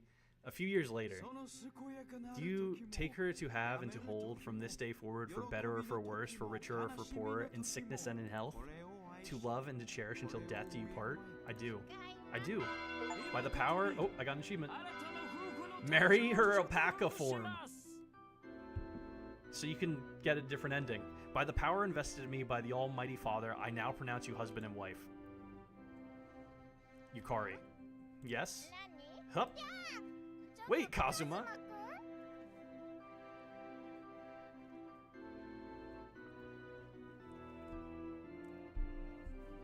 It's a remarkably fine day in June during the rainy season. A shower of flowers dance in the wind. Friends and family are gathered out in front of the church, giving their blessings. Oh, we do see the main character, you're right. Sweaters forever. Congratulations, Kazuma Yukari. You look like the perfect match. Your dress is wonderful, Yukari. I want to wear one soon. Wait, what? Did I read that wrong? I might have read that wrong. Is there anyone you have in mind? Well, I'm always open to meeting them or having them visit. I'll think about it. Congratulations, you two. Best wishes. Wow, you look so great in that dress. Really, though, Yukari. A bridal line might be worth looking into. Wait, but the budget. We want to have cute brides soon, too. Man A. Man B. Man, you need a girlfriend first, at least. No, it's fine. I'm going to become a wizard. Excuse the fuck out of me. What, you're going to form a contract with some white furry thing? Huh? I want a girlfriend. This is getting depressing, so let's stop talking about it. Yeah. A few are not in the mood to bless anything, however. On a different topic, we never were able to figure out what happened on Yukari's birthday. But other than Yukari becoming an alpaca, no other mysterious occurrences happen. Time passes, and embracing things as they are now, it starts to feel like the time we frantically tried to solve that mystery was nothing but a dream. After that, Yukari and I live on as an ordinary couple. At times we celebrate together, like the big party we threw when we were accepted into the same college. At times, just fluffing Yukari so much she gets annoyed, saying get off. It escalated into a big fight. Rather, it was completely my fault, so I apologize, before we finally made up somehow. They're trifling matters, but these small joys and pains are precious to the two of us. When we decided to marry, both of our families worried, feeling it might be too early. Her father especially kept telling me to head over for a talk. Time and again, I had to listen to her father tell me he couldn't give her up. While clueless as to what to say to him in return, it was quite the ordeal. But now, those are all just fond memories. Today we were able to have our wedding ceremony. Through thick and thin, Yukari has supported me with an unflattering smile? Unfaltering. I'm truly a lucky man. Kazuma. I'm not too heavy, am I? Don't strain yourself. The subject of this whole matter calls out to me in concern. I'm fine, this is nothing. As I say that, Yukari has a full beaming smile on her face. Actually, it sort of feels like you want things to stay this way.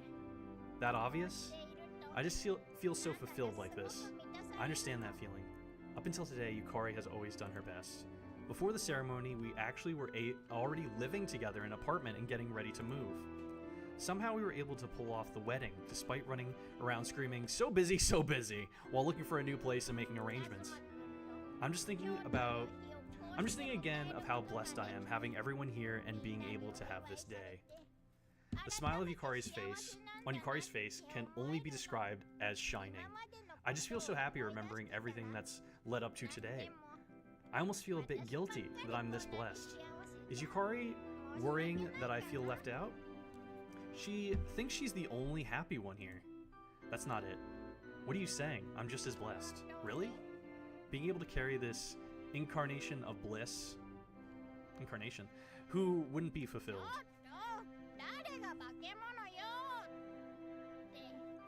Sorry, I'm taking a drink. Hey, I'm not some supernatural entity, okay? Then again, I guess I am an alpaca. Yukari cocks her head, and as she blows blows a raspberry? Does she know? Does she believe it now too? There's almost no difference in perception between me and Yukari now. They say incarnates are the gods taking shape on Earth. You are the genuine article, the true incarnation of bliss to me. This white fluffiness is bliss, bestowed upon me by God. Aww. She doesn't seem disappointed with my answer. Kazuma, you are my Prince Charming. Yukari mumbles while blushing. We support each other in all things, giving each other that intangible gift known as happiness. Thank you, Yukari. We'll be together for the rest of our lives. Thank you too, Kazuma. We'll be together always. Of course, I love you. Me too. On this clear day in the midst of the rainy season, a single white cloud floats through the sky. For some reason, that cloud looks like an alpaca to me. I feel like this is a blessing from the heavens, and I gaze happily up at it for a while. Blessings for our lives together. That's the end of that weird game. I don't know what the fuck I just witnessed, but that was that. I'm wondering if there's like another ending where she actually turns back into a human. GG, thanks. I wonder if there's like another ending where she turns back into a human. What's in the memories? Oh wait, there's stuff down here. So there's other stuff. I guess maybe she can turn back into a human somehow? I don't know how. Maybe some... Congrats on your new marriage and journey in life. Thanks. I'm assuming this is another path, because you can't see what these are. But that's enough for now. I'm going to open the fishing minigame back up and hope that it works with this next game. Hopefully it does. Let's see, did that pop up? There it is, okay. I'll have to try a different ending for that another time. Let me look at the achievements for this real quick. I'll open the fishing minigame while I look. Hold on. They might be secret, though, because I feel like that would be... Yeah, they're hidden. Click to show. Ah. Ooh. There's 3 endings, it looks like. I found 2 other endings in the achievements. I'm not going to say what they are out loud, because I feel like that would spoil things for you. It doesn't really matter. I don't know if I want to go through a long line of dialogue again for that game. But there is other endings, it looks like. Supposedly. Let me see. This game better be fucking listed.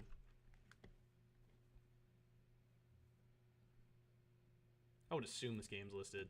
Hopefully this works with the fishing minigame open. It should, I would hope, because I don't know why those other ones were doing that, but I hope that was just a weird thing that doesn't happen again. That would be great. Alright, I'm going to remove this from the list so I know I'm done with that for now. Where's the list? Here it is. Let me remove that one off of there. That one was so much fucking reading. So much reading. Alright, let me see if this works. I'm going to open the game now. You just drop kick yourself again? Ass into the sky faster than Van's OSU? ELO is sinking? I don't know what that one means. I'm going to be honest. I don't know what that one means. Tell me if the fishing minigame breaks. This game is not suitable for children or those who are easily disturbed. Individuals suffering from anxiety or depression may not have a safe experience playing this game. For content warnings, please visit this site. By playing Doki Doki Literature Club, you agree that you are at least 13 years of age and you consent to your exposure of highly disturbing content. I'm trying to get this to be not windowed. I'm trying to get this to not be windowed.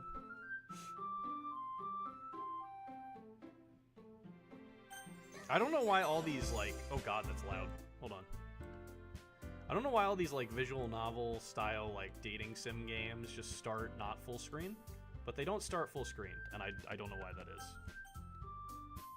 Oh god, where'd my mouse go? Oh, did it break? I think it broke. Why does it do that? Why has it been doing that now? Hold on. So what if I do... Why does that break it now? I don't understand. It utterly breaks the fishing minigame every time now. You're doing Doki Doki? I am. So, did that work? It comes back when I minimize the screen. But when I go into the game, it just utterly destroys the fishing minigame for some reason. Hold on, let me bring up the fishing minigame. Okay, there's that. I have it there. I leave it there, like I usually do. And the mouse is gone now. It didn't do that before. Hold on. Oh, I think I closed that. I don't know how to fix that. In the US, if you find a bald eagle feather on the ground, you need a permit to pick it up. That's true. Dad joke. My wife said I was immature, so I told her to get out of my fort. So I don't know what's going on with this recently with the fishing minigame. It's just having trouble with other games being open at the same time. Let me see. Is there an update for this? It's like some sort of update. Maybe it's just these games. It might just be, for some reason, these visual novel style games. I don't know why.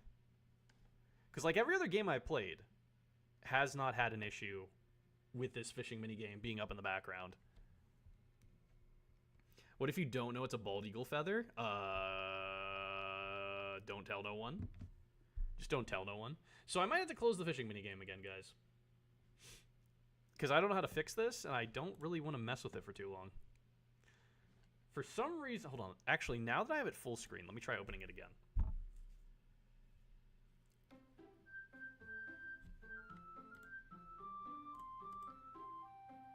Because it is full screen now. Ah! My mouse is gone again. That's so fucking weird. Okay, I'm closing the fishing minigame. We're not allowed to fish. We're not allowed to have nice things when we're playing these games, apparently. I would just take the feather. Government can't hunt me down if they don't know I have it. Fair.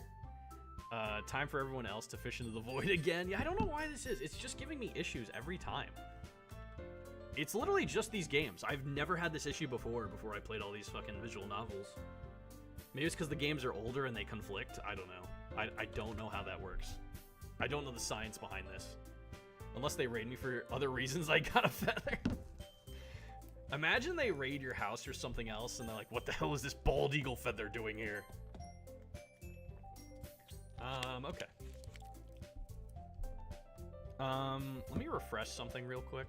Just give me 2 seconds. What if I do this? Uno momento. Por flavor. But fish, I don't know what's going on, Rick. I wish I knew what the problem was. I don't know what it is, and I can't really do anything about it. So, once I go full screen, it just breaks everything. Is this too loud? Let me know if this is too loud. If this is too loud for volume, just let me know. Fish! Well, I have a fishing stream coming up that I gotta do.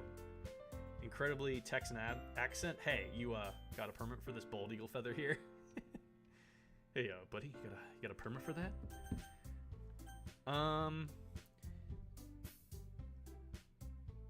You're going to be in for an interesting trip if I remember the playthroughs correctly. Yeah, I know there's something crazy that happens. When I was looking up images for the thumbnail, I was like, oh, well that hints at something happening. Because I saw some images of the game. I don't know like anything about this game other than Kixie constantly telling me to play it. I guess the volume's good since you guys didn't say anything, so we're gonna go enter name. Indie Maniac. I can't type it out. You peeked? I just saw images of scary stuff. Indie. I'll just say indie. That's me. I didn't really do... Hey! I see an annoying girl running toward me from a distance, waving her arms in the air like she's totally oblivious to any attention she might draw to herself. Honestly, thought you'd save this for the group dub. Well, it is apparently a dating sim, and I've been playing those, and Kixie asked me to play it. The girl is Sayori. My neighbor and good friend since we were children. You know, the kind of friend you never see yourself making today, but it just kind of works out because you've known each other for so long. We used to walk to school together on days like this, but starting around high school, she would oversleep more and more frequently, and I would get tired of waiting up. But if she's going to chase after me like this, I almost feel better off running away. However, I just sigh and idle in front of the crosswalk and let Sayori catch up to me. Is that a fucking laugh or what? You don't look like you're laughing. That looks like a laugh right there. You haven't played it, but I know the big story thing. Oh, do you? I don't know anything. I literally know nothing. I overslept again. Panting. That was her panting. But I caught you this time. Maybe. But only because I decided to stop and wait for you. You say that like you were thinking about ignoring me. That's mean, Indy. Well, if people stare at you for acting weird, then I don't want them to think we're a couple or something. Fine, fine. But you did wait for me after all. I guess you don't have it in you to be mean even if you want to. Whatever you say, Sayori. We cross the street together and make our way to school. As we draw near the streets, become increasingly speckled with other students making their daily commute. By the way, Indy, have you decided on a club to join yet? Probably the Doki Doki Leisure Club? I don't know. You know, the name of the game? A club? I told you already, I'm really not interested in joining any clubs. I can't help but think about the jokes Game Grumps made while playing this. Help! I haven't been looking either. I've actually never watched them, I'm gonna be honest. I've heard of them. I've heard they're funny. I've never watched them, though. I haven't been looking either.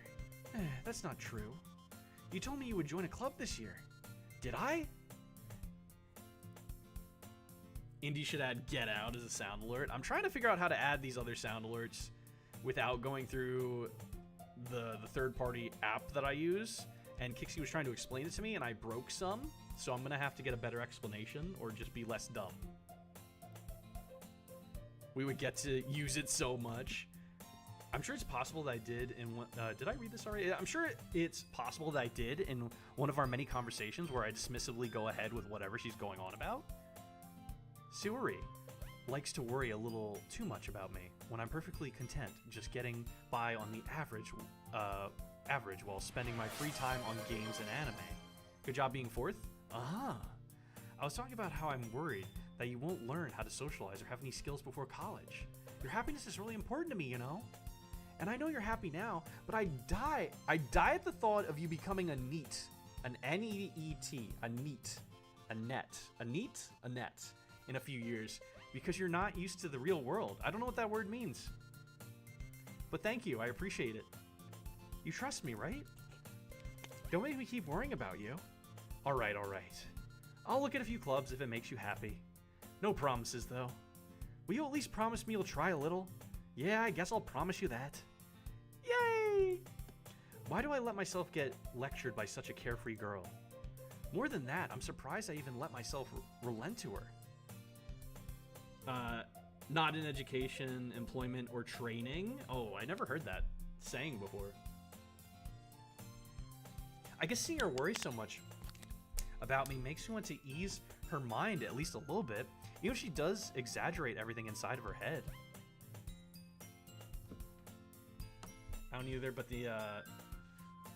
either, but the main character's headed the neat direction without her help.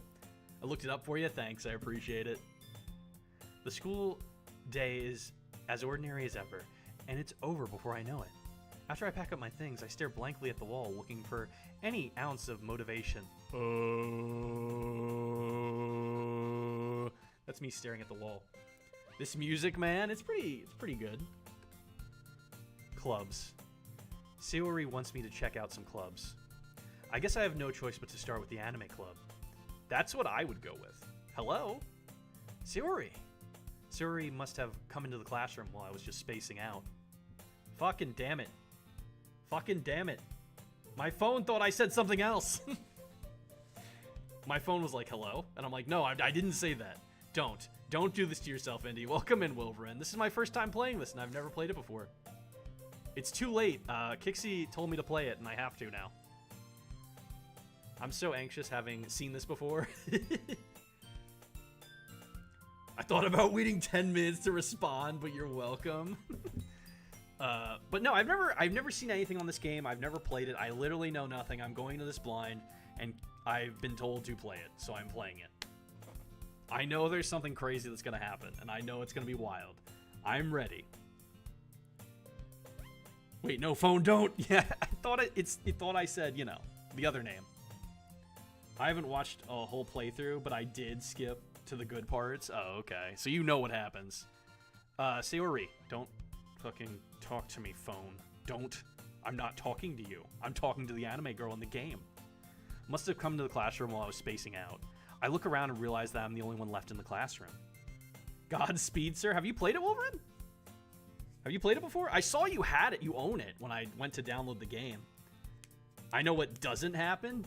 Oh, yeah. I thought I'd catch you coming out of the classroom, but I saw you sitting here and spacing out, so I came in. You have? I know it's a pretty old game, and I saw you owned it on the store. A lot of my friends actually own it, apparently.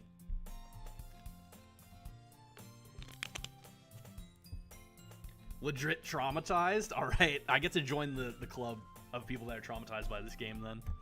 Honestly, you're even worse than me sometimes. I'm impressed. You don't need to wait up for me. It's going to make you late to your own club.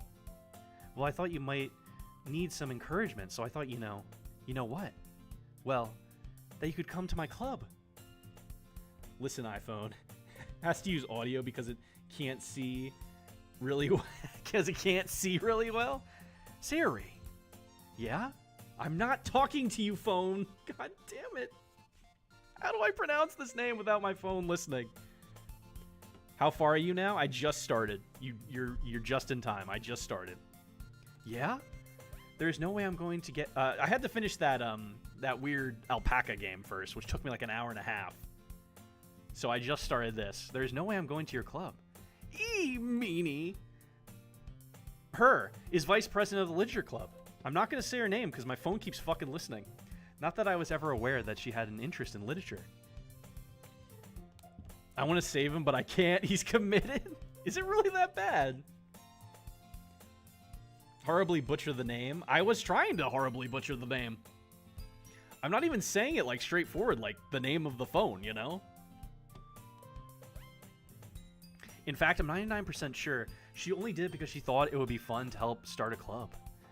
Since she was the first one to show interest after the one who proposed the club, she inherited the title vice president. That said, my interest in literature is guaranteed to be even less. Yeah, I'm going to the anime club. Come on, please! Why do you care so much anyway? Well, I kind of told the club yesterday I would bring in a new member. And Natsuki, Natsuki, made cupcakes and everything. Heh. Don't make promises you can't keep. I can't tell if Sayori is really that much of an airhead, or if she's so cunning as to have planned all of this out. I have to say it really fast now. I let out a long sigh. I'm so sorry, Indy. Are you?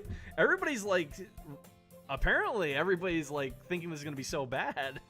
No, it's a good time. I had a rousing good time playing it. Okay, good. There's one person that didn't tell me it's going to be a terrible experience that I'm going to be traumatized about. So no fishing, we void fish. Yeah, apparently it's still not working for some reason. With these games, I don't know why. He's fucking lying. Put more emphasis on the O. Sayori. Sayori. Yeah. Now it won't listen to that. Okay, cool. He's fucking lying. Is great. Fine. I'll stop by for a cupcake, okay? Yes, let's go. I'm definitely going to forget that and pronounce it the other way because there's so much fucking reading. Unless today marks the day I sold my soul for a cupcake. I dejectably follow Sayori across the school and upstairs, a section of the school I rarely visit but generally used for third-year classes and activities. Sayori, full of energy, swings open the classroom door. Everyone, the new member is here. I told you, don't call me a new member. I glance around the room. Welcome to Literature Club. It's a pleasure meeting you. Is this the Doki Doki Literature Club? Like the name of the game? Sayori always says nice things about you. Seriously? You brought a boy? Way to kill the atmosphere. Ah, Indy, what a nice surprise. Do I know you? Welcome to the club. All words escape me in this situation. This club is full of incredibly cute girls. What are you looking at? If you want to say something, say it. Sorry? Natsuki? The girl with the sour attitude whose name is apparently Natsuki is one I don't recognize. Her small figure makes me think she's probably a first year. She is also the one who made cupcakes, according to Sayori. I looked at my phone and paused before I said that. You can just ignore her when she gets moody. Sayori says that quietly into my ear, then turns back toward the other girls. Anyway, this is Natsuki, always full of energy. And this is Yuri, the smartest in the club. Don't say things like that. Yuri, who appears comparably more mature and timid, seems to have a hard time keeping up with people like Sayori and Natsuki. Ah, well, it's nice to meet both of you. And it sounds like you already know Monica. Really? Monica? Really? Is that right? That's right. It's great to see you again, Indy. I guess we do know each other. I'm behind on chat. Hold on. You'll have a great time with this in retrospect, will I? We also went very off script. Often see this game is good times. You'll have a good time, Indy. Triggered by music, I gotta flee. That's hilarious. Infinite Metal, we found the solution to the steel crisis. Fun fact, Game Grumps gave Yuri a slight obsession with Clifford the Big Red Dog. Excuse me? I was waiting until the game introduced her to send that message. Monica smiles sweetly. We do know each other. Well, we rarely talked, but we were in the same class last year. Monica was probably the most popular girl in class. Smart, beautiful, athletic. Basically completely out of my league. So having her smile at me generally feels a little... You too, Monica. Come sit down, Indy. We made room for you at the table, so you can sit next to me or Monica. I'll get the cupcakes. Hey, I made them. I'll get them. Sorry, I got a little too excited. Then, how about I make some tea as well? The girls have a few desks arranged to form a table. A Sayori, don't listen to that, mentioned it's been widened so there is one space next to Monica and one space next to Sayori. Natsuki and Yuri walk over to the corner of the room, where Natsuki grabs a wrapped tray and Yuri opens the closet. Still feeling awkward, I take a seat next to Sayori. Natsuki proudly marches back to the table, tray in hand. Okay, are you ready? Ta-da! Whoa! Natsuki lifts the foil off the tray to reveal a dozen white, fluffy cupcakes decorated to look like little cats. The whiskers are drawn with icing and little pieces of chocolate were used to make ears. So cute! I had no idea you were so good at baking, Natsuki. You know. Just hurry and take one. Sayori grabs one first, then Monica, I follow. It's delicious! Sayori talks with her mouth full and has already managed to get icing on her face. I turn the cupcake around in my fingers, looking for the best angle to take a bite. Natsuki is quiet. I can't help but notice her sneaking glances in my direction. Is she waiting for me to take a bite? I finally bite down. The icing is sweet and full of flavor. I wonder if she made it herself. This is really good. Thank you, Natsuki. Why are you thanking me? It's not like Haven't I heard this somewhere before? Made them for you or anything? I thought you technically did, Sayori said. Well, maybe. But not for, you dummy. Alright. I give up on Natsuki's weird logic and dismiss the conversation. Yuri returns to the table carrying a tea set. She carefully places a teacup in front of each of us before setting down the teapot next to the cupcake tray. I'm imagining the main character going, ugh, with a blush on their face before being surrounded by girls. You like that cliche anime trope? So we got, why'd you type it like that? I almost said it. So we got Sayori, Yuri, Harmonica, and someone else who isn't named, but who definitely isn't named Suki. Wait, don't we have all the names? I thought we had all the names. That was Yuri, I think. Right? That's Yuri. The last one's Yuri. I love the description of the cupcakes. They're so cute. I'm getting more and more used to, like, Japanese names the more I play these games, but I'm definitely butchering some of these names. Because, like, all these fucking visual novels and dating sim games are usually from Japan. And I have to force myself to learn these different names that I'm not used to pronouncing. Someone gets it? Who gets it? Oh! You keep a whole tea set in this classroom? Don't worry, the teacher gives us permission. After all, doesn't a hot cup of tea help you enjoy a good book? Hot cup of tea is always good. In any situation, I'd say. Oh, I guess. Hee hee. Don't let yourself get intimidated. Yuri's just trying to impress you. That's not it. Insulted, Yuri looks away. I meant that, you know, I believe you. Well, tea and reading might not be a pastime for me, but I at least enjoy tea. I'm glad. Yuri faintly smiles to herself in relief. Monica raises an eyebrow, then smiles at me. So, what made you consider the literature club? Well, I wanted to go into the anime club, but my friend here was like, please go to this literature club with me. And the game is named Doki Doki Literature Club, not Doki Doki Anime Club, so here I am. I was afraid of this question. I just answered it for you, bud. Something tells me I shouldn't tell Monica that I was practically dragged here by Sayori.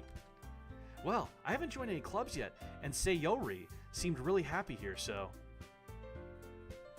That's okay, don't be embarrassed. We'll make sure you feel right at home, okay? As president of the Literature Club, it's my duty to make the club fun and exciting for everyone. Monica, I'm surprised. How come you decided to start your own club? Main character experiencing the organic version of an error 404. He's just like, It sounded lit. You could probably be a board member for any of the major clubs.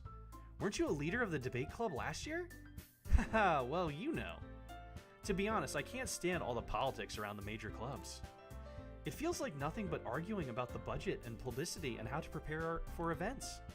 I'd much rather take something I personally enjoy and make something special out of it. And if it encourages others to get into literature, then I'm fulfilling that dream. Monica really is a great leader. Yuri also nods in agreement. Then I'm surprised there aren't more people in the club yet. It must be hard to start a new club. You could put it that way. Not many people are very interested in putting out all the effort to start something brand new. You should have made a Barbie Seahorse Adventure Club. I mean, Infinite, you could start one, you know, we could do it.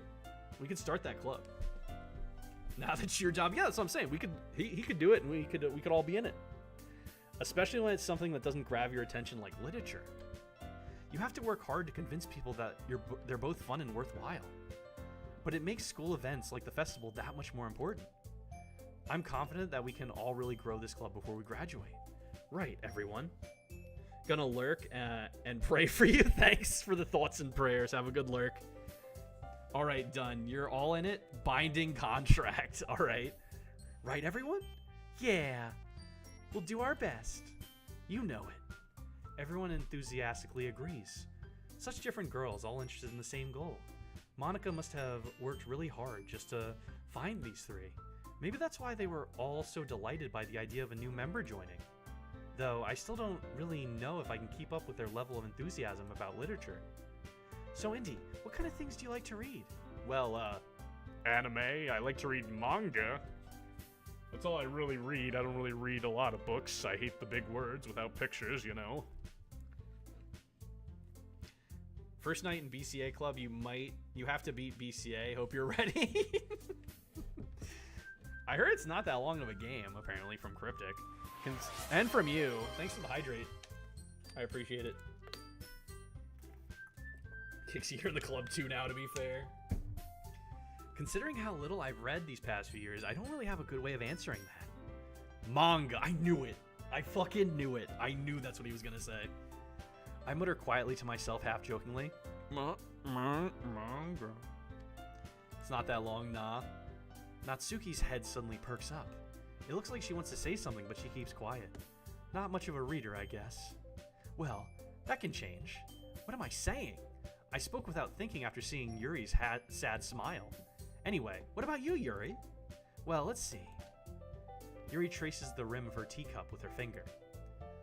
My favorites are usually novels that build deep and complex fantasy worlds.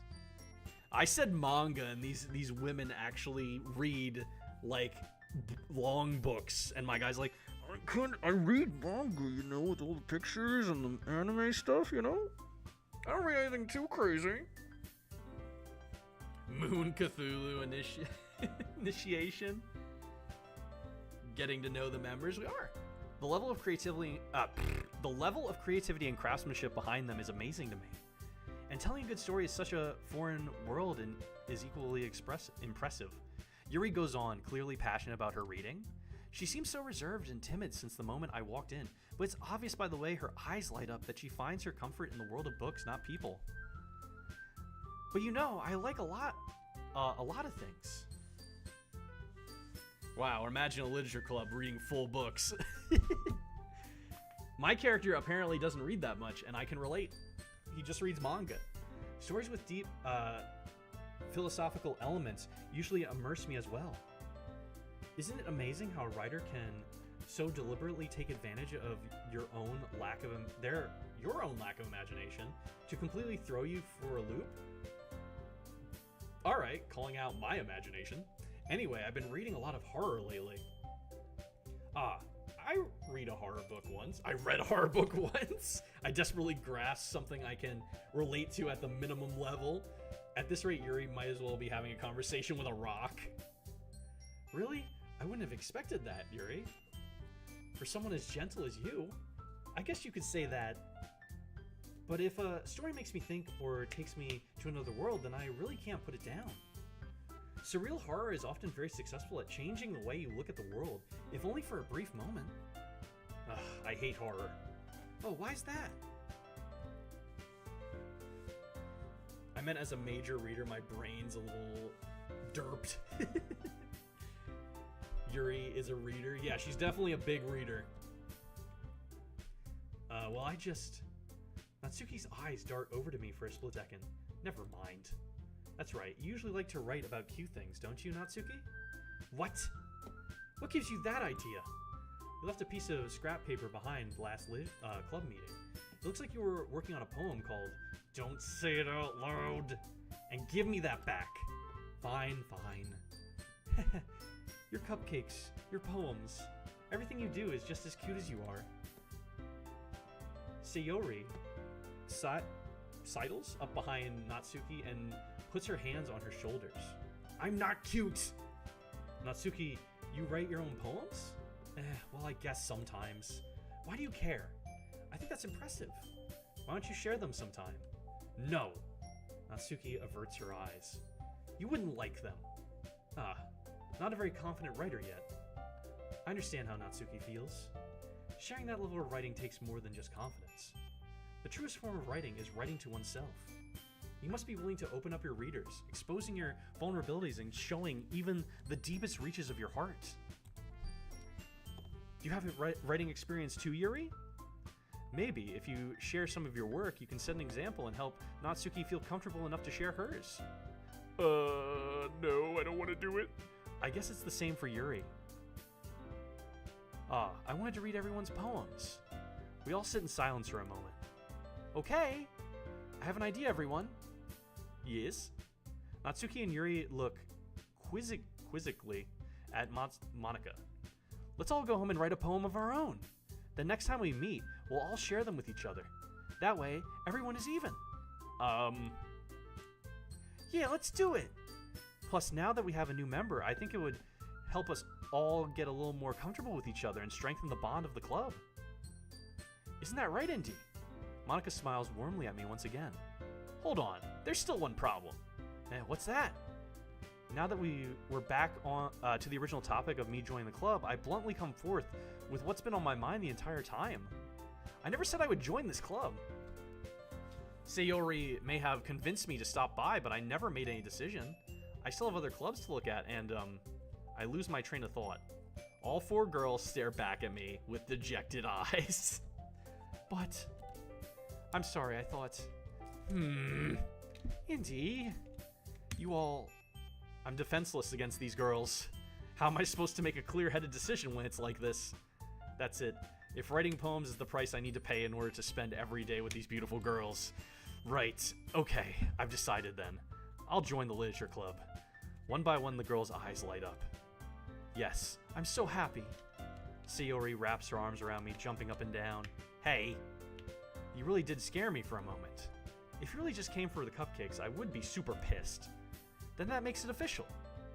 Welcome to the literature club. Ah, thanks, I guess. Okay, everyone. I think with that, we can officially end today's meeting on a good note. Everyone remember tonight's assignment. Write a poem to bring to the next meeting and we can all share. Monica looks over at me once more. Indy, I look forward to seeing how you express yourself. Hee hee. Yeah. Can I really impress the class star, Monica, with my mediocre writing skills? I already feel the anxiety welling up inside me. Meanwhile, the girls continue to chit-chat as Yuri and Natsuki clean up their food. Hey Indy, since we're already here, do you want to walk home together? That's right, Sayori and I never walk home together anymore because she always stayed after school for clubs. Sure, might as well. Yay! So, to be a published author, you need to open your heart. Sonic Adventure soundtrack returns. Everyone's sinking into quicksand. Oh yeah. Club full of girls enthusiastic about you being there and still indecisive. Oh, there was a bot. Oh, I didn't notice that. Natsuki was eating Monica's hair for a moment. Is that what happened? I wasn't paying attention to their like movement on the screen, honestly. That bot got fly swatted. Take that, good sir. Oh, is this one of the ones that says cheap viewers? I want the more expensive viewers. What color suit you want to be buried in? Jeez, I guess purple. My favorite color. With that, the two of us depart the club room and make our way home. Is that a threat? Then I was doing my job. Good job. The whole way, my mind wanders back and forth between the four girls. Sayori, Natsuki, Yuri, and of course, Monica. The one with the least Japanese name, I feel like. Will I really be happy spending every day after school in a literature club? Perhaps I'll have the chance to grow closer to one of these girls. All right. I'll just need to make the most of my circumstances, and I'm sure good fortune will find me. Fuck! Fuck! Fuck! Fuck! Fuck! Fuck! Fuck! Oh! Welcome to the club, he says. You're not getting out of this. Mini game incoming? Are we gonna do like a dating sim portion of this? Is this actually a dating sim? India's purple guy real. Yeah, my favorite color is purple. So, and I guess that starts with writing a poem tonight. Am I actually... It's time to write a poem. Pick words you think your favorite club member will like. Something good might happen with whoever likes your poem the most. What? I don't... There's 4 people. Where's the 4th? I only get 3? I don't know. I don't know. I don't know. What? I'm gonna save. I don't know. I don't know. I don't know. Hey, didn't that last girl... I mean, I kissed her. And I kissed the tall cat lady. And I think I married the other girl too. So yeah, technically yes. I got with all of them at one point, but it didn't end very good when I did. Just get your... No! My up top mouth. Monica gets no dating options. Remember that? Oh, she doesn't? So I only get to pick between these 3. And I have to figure out what they would like. So I'm going to save. I did that already, but I'm doing this out of pure... What the fuck's going on here? I've noticed some details with the art, but I don't want to spoil stuff. So you've noticed some stuff that's going to happen. I'm up there. Also, I say pick random words if you can't decide between any. You can do whatever you want. You can do whatever you want. Let's see.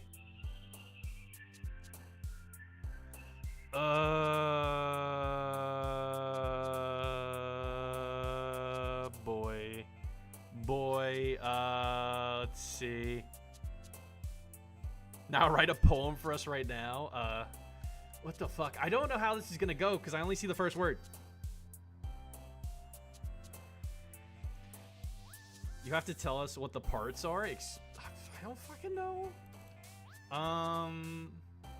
Secretive, raindrops, vibrant, sweet, ambient, rainbow, play, scars, waterfall, sing. I have no. Ambient. Was that her? Did she just jump? Come on, Poem It, I believe in you. Ambient.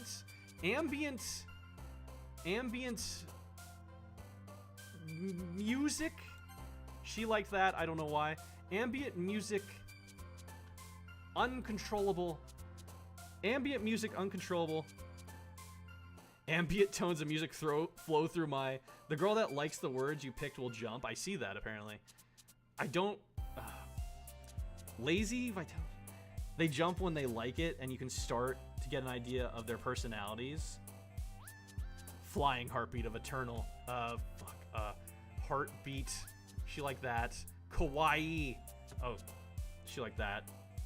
The mini art looks so cute. It does. Chocolate. God, I'm really doing a lot with her, apparently. Chocolate anxiety. Chocolate flavored anxiety. So she's anxious. She's an anxious one. So she's kind of like me, honestly. Alone. Oh, I thought you would like that. You like alone. I don't want to use that word. Firefly. Puppy. Okay. Boop. I'm really getting the middle girl right completely. Anime. I think me and my character just click. I think my character just clicks with this girl, honestly. It's concerning that she liked alone. If anyone liked that one word that I can't really say, unaliving, it'd be very weird if they would like that one. Fear. I thought you liked anxiety. Why don't you like fear? Cry. Anger. Lust. You like... Ooh, okay. So you're anxious and lustful, apparently. That's what I've learned about you. You like a lot of cute things. Thanks for the follow, apparently. Welcome in. I appreciate that. Welcome to the club. I like alone. Sayori and I are one. I mean, sometimes you gotta have your alone time, you know? So this girl's kind of sad. Welcome to the madness. This one's kind of like likes cute things. Who farted? Open a window. And the girl in the end, I can't really tell because I wasn't really paying attention that much. I already are in the club. No need to welcome me. Sayori, breach game boundaries and join the stream. Oh no. Let's see. So, but welcome in. Friends? She likes friends. Massacre? You like massacres? What the fuck? You are a messed up individual. Hold on, let me find the most messed up things. Fickle. She likes messed up things. She likes messed up things. You know what? I think I can fix her. What else is messed up? Covet? Covet? Would it be covet? I think covet. Yeah. I figured her out. She likes messed up things. You like messed up things. You like cute things. I can't really tell with you.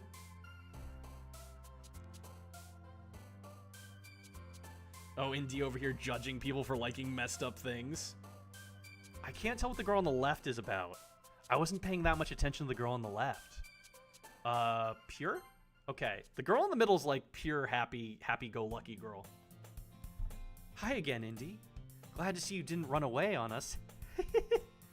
That fucking laugh. Nah, don't worry. This might be a little strange for me, but I at least keep my word. Well, I'm back at the Literature Club. Tell us about your date with an alpaca again, Indy. I married the alpaca at the end in her alpaca form, so that's how that game ended. She stayed an alpaca until the end, and we got married. And we're together forever now, apparently. There's other endings in that game, and I'm curious to see what they are, but you marry her as the alpaca form in the ending I got. There's 2 more endings, though. I'm now realizing how much foreshadowing can be stuffed into the minigame. I'm even more scared. Oh, no. Judgment confirmed. It's been about 2 hours. I'm gonna go use the bathroom real quick. I wish I could put up the fishing minigame. I really do. Pretend you're fishing. Pretend you're fishing into the void. Have fun with that. I'm gonna go to the bathroom really quick. Be like, give me like 2 minutes. Void fish. I'll be right back, guys.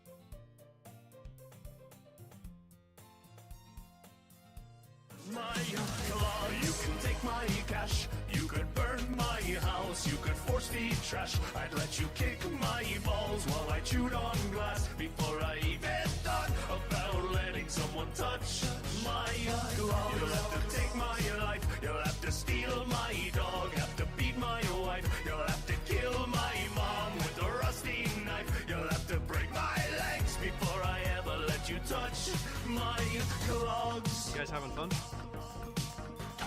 You guys having fun in here? Is there a dance party going on that I didn't know about? Am I interrupting something, guys? Wow. Yeah, I made that one 0 now. Because that one's not a big one. And I had a money value on that one. I'm like, this is a short one. I might as well make it free. Hold on, my cords are tangled. Yes, you're not invited. Oh, how dare you? How dare you? Not even invited to my own party. Well, I'm back at the literature club. I was the last to come in, so everyone else is already hanging out. Thanks for keeping your promise, Indy. You are a messed up individual. I learned some things about you. You like massacre. I don't know why you like that, but you like massacre. You like some crazy things. You remind me of the girl from Me Side. You're a little messed up. I hope this isn't too overwhelming or a commitment for you. Making you dive headfirst into literature when you're not accustomed to it? You don't know the context, Indy? You don't see the rest of the line? Wait, what? Oh, come on. Come on. Like he deserves any slack. Sayori told me you didn't even want to join any clubs this year. And last year, too. How dare you judge her? She liked massacre! She liked the word massacre! Bruh, that's weird. Come on. When I said massacre and like scary things and death, she was just like, yay, I like those things. Massacres can be beautiful. I don't know if you plan to come here and hang out or what. But if you don't take us seriously, then you won't see the end of it. Natsuki, you certainly have a big mouth for someone who keeps her manga collection in the club room. Natsuki finds herself stuck between saying Monica and manga. Manga is literature! Yeah, manga is art. Swiftly defeated, Natsuki plops back into her seat. Don't worry, guys. Indy always gives it his best as long as he's having fun. He helps with busy work. He helps me with busy work without me even asking.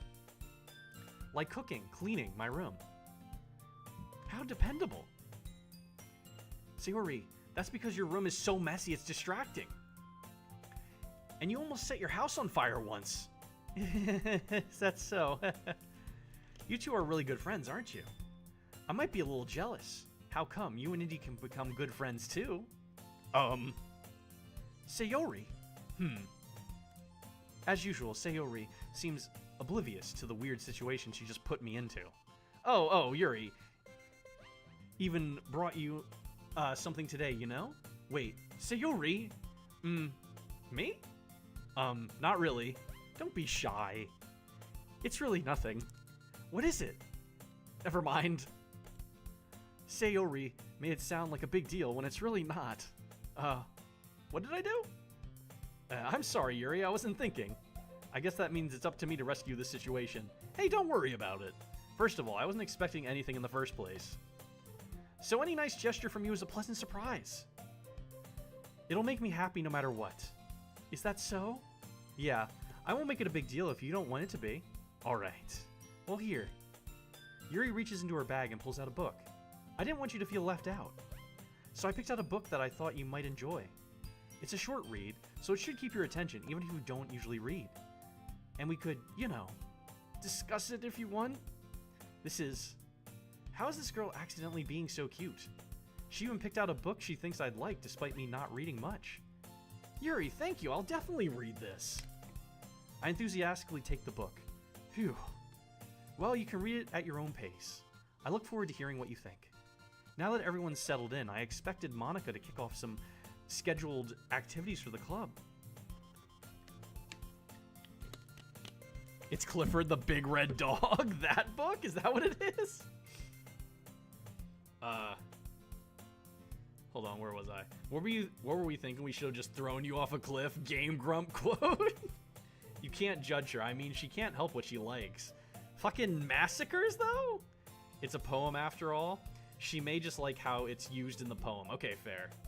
Maybe massacres are nostalgic for her, is what I just read. Monica. Yuri? The shy one. That was Monica and Manga. The sweet days of childhood have been swept away by dearie truths that massacre our once held innocent of times gone by. Jeez. Infinite what? It's part of the poem that uses the word massacre to show just liking a poem with a word in it isn't necessarily terrible. Makes sense, makes sense. So, like, it's just weird. It's just a little weird. I was like, wait, why do you like these? She likes anxiety. She likes massacres. She likes anything dark and disturbing, it seems like. While the girl in the middle likes anything light and happy and go-lucky and stuff like that. You know? I couldn't read the girl on the left because I wasn't paying too much attention, but I noticed the girl in the middle kept popping up when I said stuff like manga, dogs, cute, anything like that. And the girl on the left was like sad, depressed, anxiety, massacres. Dark stuff is usually in horror media, honestly. I mean, don't we all like those things? Which things? Well, that doesn't seem to be the case. Sayori and Monica are having a cheery conversation in the corner. Yuri's face is already buried in a book. I can't help but notice her intense expression, like she was waiting for this chance. Meanwhile, Natsuki is rummaging around in the closet. I mean, you play horror games a lot after all. Fair, I do. I mean, this whole week it's just been nothing but dating sims, but usually I do just play horror games. You're not wrong. Man, it looks like no one wants to be bothered today. I slumped down into the nearest desk. How am I supposed to occupy myself with something literature related by myself like this? I guess I could always read some of the book Yuri gave me, but I'm feeling a little too tired to read. I could probably fall asleep right now. And I listen to a lot of metal. Also fair. I close my eyes and end up listening in on Sayori's conversation with Monica. We're probably gonna seem really lame compared to all the other clubs, though. Well, we can't give up. The festival is our chance to show everyone what literature is all about. The problem is, that the idea of a literature club sounds too dense and intellectual. But it's not like that at all, you know? We just need a way of showing that to everyone. Something that speaks to their creative minds. That doesn't solve the problem, though. What do you mean? Even if we come up with the most fun thing ever, nobody will come in the first place if it's a literature event.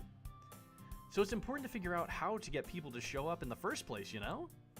And after they came, we can do the thing to speak to their creative minds. What's this? Sayori is taking this really seriously.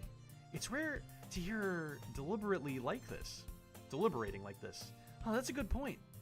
In that case, do you think food will do the trick? What kind? Well, I guess we could. Cupcakes! Good thinking. Natsuki would love to do that. You're right. Natsuki makes the best cupcakes. That works out perfectly. That wasn't why you suggested it? Cupcakes speak to my creative tummy. Cupcakes it is, then. I'm hungry. Anyway, we still need to work out the details of the event itself. Love the detail of how characters are framed in the shot, maybe when they're all in frame at once. It does have slight interesting details about it. Being too tired to read is a dang mood sometimes. This game uses a visual novel game engine that's free very smartly, and if you don't know what I'm talking about, you'll know eventually. Oh no. I find myself smiling. In the end, Sayori is still her usual self. But therein lies the unexpected reason I admire her. Unlike me, who has trouble finding any motivation at all, Sayori can put her mind to things and make them come to life. I suppose that's why I ended up letting her get on my case about things. The general is wise. Oh no, I can't help but wonder what it would be like to see the world through her eyes. I love dropping hints that Indy is going to get later. This game, about to change you, or so I've heard. Oh god. Is that a fucking ooh-woo? Ooh-wah! I opened my eyes to find Sayori's face filling my vision. I nearly fall out of my chair. Oh, sorry. I'm on the floor, you bitch. Wait. Actually, I'm not sorry at all. It's your fault for sleeping like that. The ooh-woo jump scare. This is in the napping club. Does our school have a napping club? You're staying up late again, aren't you? Now that you're in the club, you're gonna have less time for anime, you know. There's never anything more important than anime, Sayori.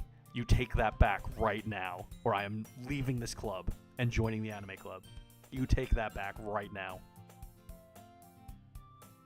Anime is an art form. Alright? Okay?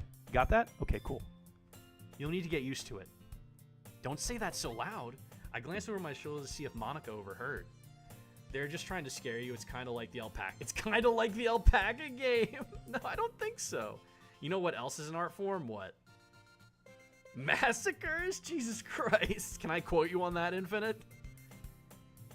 Imagine Indy getting jump scared by someone and flying backwards in his chair through the wall. I don't want to imagine that. That does not sound like a fun time.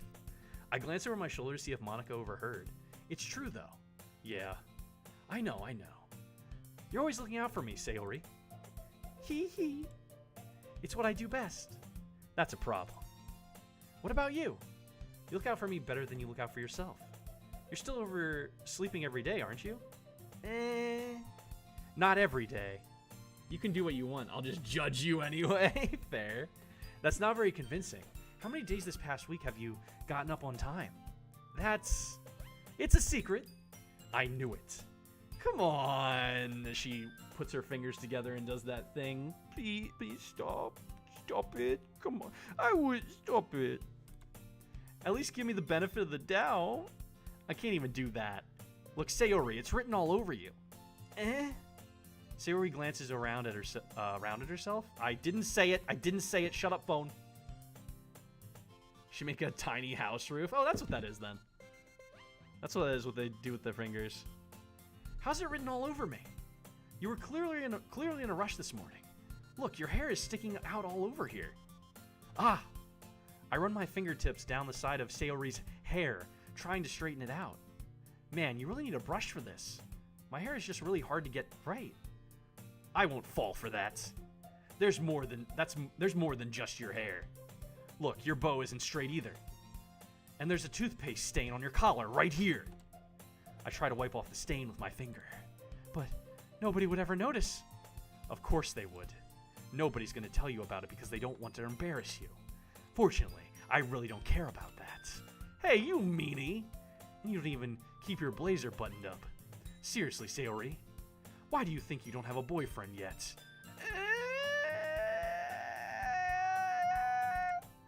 That's super mean. Sorry, but you'll thank me later. I start to button her blazer up from the bottom. Once you see how much better it looks, you'll change your mind.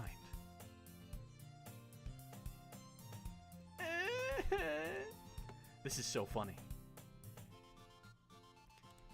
What is? Well, I was just thinking how weird it is to have a friend who does these kinds of things. Eh? Don't say that. You'll make me feel weird about it, stupid. It's okay, though. I'm happy we're like this. Aren't you? I guess? Hey, be careful. The button might come off. Why is this one so hard to close? I struggle to fully close the button near her chest. Does this thing even fit you properly? It did when I bought it.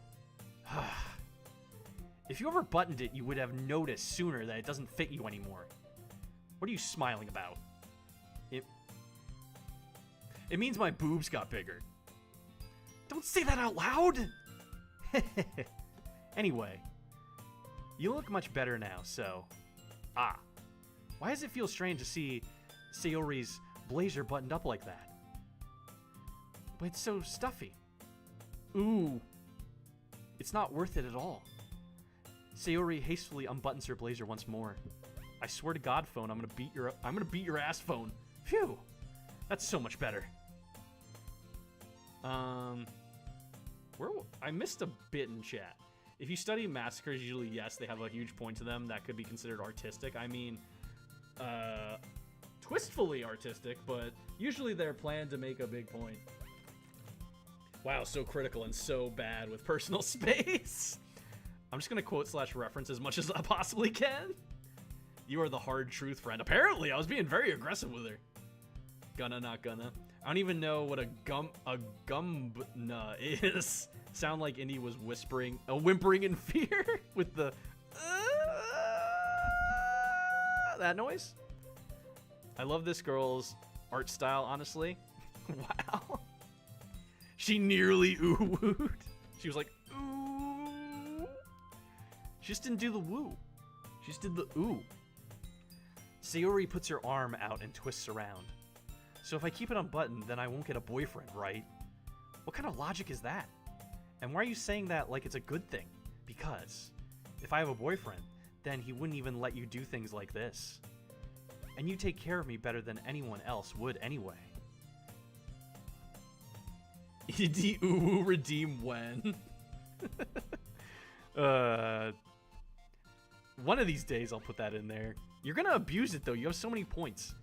So that's why I'm keeping it unbuttoned. Stop saying all these embarrassing things. I didn't say anything embarrassing. She was fighting back against the cringe with the 2 out of 3 of an ooh-woo. Ooh-woo. I didn't say anything embarrassing. Oh, whoa. I come back to oh, whoa. Functioning bonk redeem when I fix it. I forgot to fix it today, or it would be functioning. Jeez. Well, anyway, just focus on trying to wake up a little earlier. Only if you focus on going to bed earlier. Fine, fine. It's a deal. Hee hee. I guess we really are better at taking care of each other than we are at taking care of ourselves. Yeah, I guess so. So maybe you should come wake me up in the morning. You're doing it again, Sayori. Aw, but I was joking that time. Man, it's impossible to tell with you sometimes. Okay, everyone. Monica suddenly calls out. Why don't we share the poems we wrote? My poem's a bunch of fucking gibberish written on a paper. I don't know if this is gonna go very well. I just put a bunch of words down. It'll be good, I promise. I'll help you sleep, Indy. Yay! Indy, I can't wait to read yours. Yeah, same. I fail to sound enthusiastic, but Sayori still trots away to retrieve her poem. Wow. Wow. By the way, did you remember to write a poem last night? Yeah. My relaxation ends. I can't believe I agreed to do something so embarrassing. I couldn't really find much inspiration since I've never really done this before. Well, now that everyone's ready, why don't you find someone to share with? I can't wait! Sayori and Monica enthusiastically pull out their poems. Sayori's is on a wrinkled sheet of loose leaf torn from a spiral notebook. On the other hand, Monica wrote hers in a composition notebook. I can already see Monica's pristine handwriting from where I sit. Natsuki and Yuri reluctantly comply as well, reaching into their bags. I do the same myself. Who should I share my poem with first? Show my poem to first.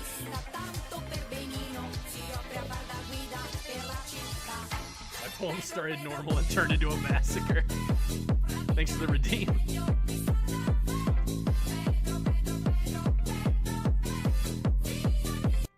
You know we have never gotten to date the best critter ever.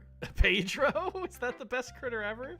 I don't think there's a raccoon dating sim that I know of, at least. There's a fishing dating sim that I found. Who was the girl? That was Yuri, right? That like death and destruction and massacre and murder and blood and gore and guts and violence and anxiety and depression and mutilation and disemboweling and murder and war and chaos. That was Yuri, right?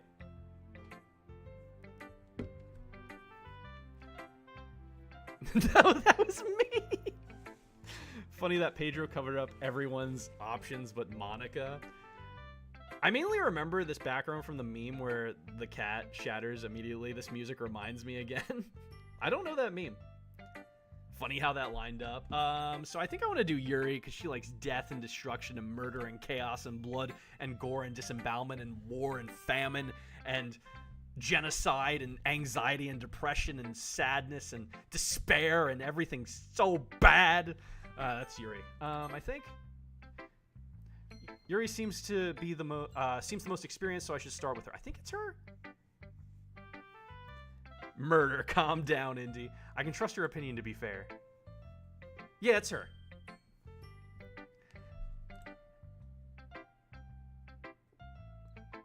There's the meme. Oh, thank you.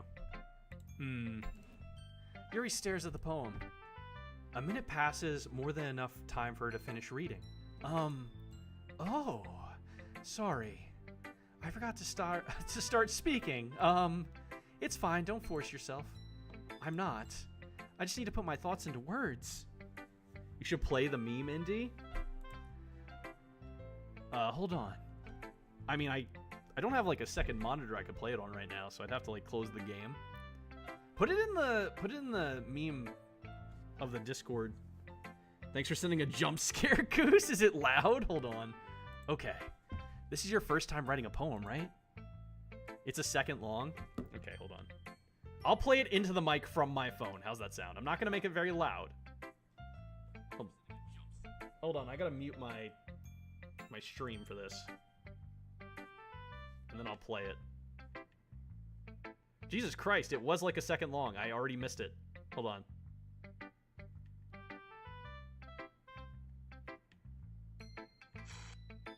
Oh. It's just a cat exploding. What the fuck? What the fuck was that? What was that? It was literally just a cat exploding. What the fuck? It was quite literally a second long, and it was just a cat in the classroom exploding. I don't know if you guys heard it. I tried to play the sound through the mic. It was kind of a jump scare, but my phone wasn't super loud, so it wasn't super scary. I opened it in a new tab, and the sound scared the heck out of me. You should have turned your volume down. Yeah. Why do you ask? It's this music that reminds me it existed. Fair. The music is really good in this game, by the way. I really do like the music. Why do you ask? I'm just making sure. I guess that it might be after reading through it. Ah, so it's that bad. No! Lurk for a bit. Enjoy your lurk. Did I just raise my voice? So you decided to broadcast my club on Twitch. I'm thrilled. It pleased me that you decided to show it to everyone. If you need advice, opinions, I'm here to help. You welcome. Oh, hi. Another one has joined. Monica's here too. Yeah, welcome in, Monica. I'm talking to Yuri right now, but thanks for being here. We have Monica and Sayori. Did I just raise my voice? I'm so sorry. Yuri buries her face in her hands. I couldn't help but notice that it's been several minutes and we really haven't gotten anywhere. It might take Yuri a while to get used to new people. It's fine, I really didn't notice. What were you saying? Right, it's just that there are specific writing habits that are usually typical of new writers. And having been through that myself, I kind of learned to pick up on them. I think the most noticeable thing I recognize in new writers is that they try to make their style very deliberate. Blind playthrough, no spoilers. I mean, I haven't played this game before. This is my first time playing it, so yeah. I probably won't ask anything. Probably just go through the motions of the game. In other words, they tend to pick a writing style separate from the topic matter, and they form-fit the two together. The end result is that both the style and the expressiveness are weakened. Once Yuri finds her train of thought, it's as if her demeanor totally changes. Her stammering is completely gone and she sounds like an expert. I'm blinding myself to a chair. I'm binding myself to a chair, BRB. See you all in the good parts. Of course, that's not something you can be blamed for. There are so many different skills and techniques that go into writing even a simple poem. Side note, I actually do like writing poetry. I had a creative writing class in college, and I really did like writing poems. It's really fun. Not just finding them and building them, but getting them to work together is probably the most challenging part. It might take you some time, but it all comes with practice and learning by example and trying new things. I also hope that everyone else in the club gives you valuable feedback. Natsuki can be a little bit biased, though. Biased? How? Are there just DLC accounts that show up, DDLC accounts that randomly show up to DDLC streams now? I guess so. I don't know. They're just hanging out. Monica's here now. Well, never mind. I shouldn't be talking about people like that. Sorry. It's fine. I'm not sure if Yuri is apologizing to herself, to me, or to Natsuki. Do you mind if I read your poem now? Please do. I'd love to share my thought process behind it. Yuri smiles dreamily, as if that's a rare opportunity for her. Which itself is kind of funny. After all, isn't this supposed to be a leisure club? The tendrils of my hair illuminate beneath the amber glow, bathing. It must be this one. The last remaining streetlights have withstood the test of time. She has really good cursive writing, by the way. The last yet to be replaced by the sickening blue-green hue of the future. I bathe. Calm. Breathing air of the present, but living in the past. The light flickers. I flicker back. Yuri has a fancy writing. Yeah, it was hard to read, honestly. Click outside the area of the poem to continue. I'm sorry I have such terrible handwriting. You could have wrote that in print, please, next time. I'm not very good with reading cursive, Yuri. I'm kind of dumb. Beautiful poem, Yuri. It was nice. It was a nice poem.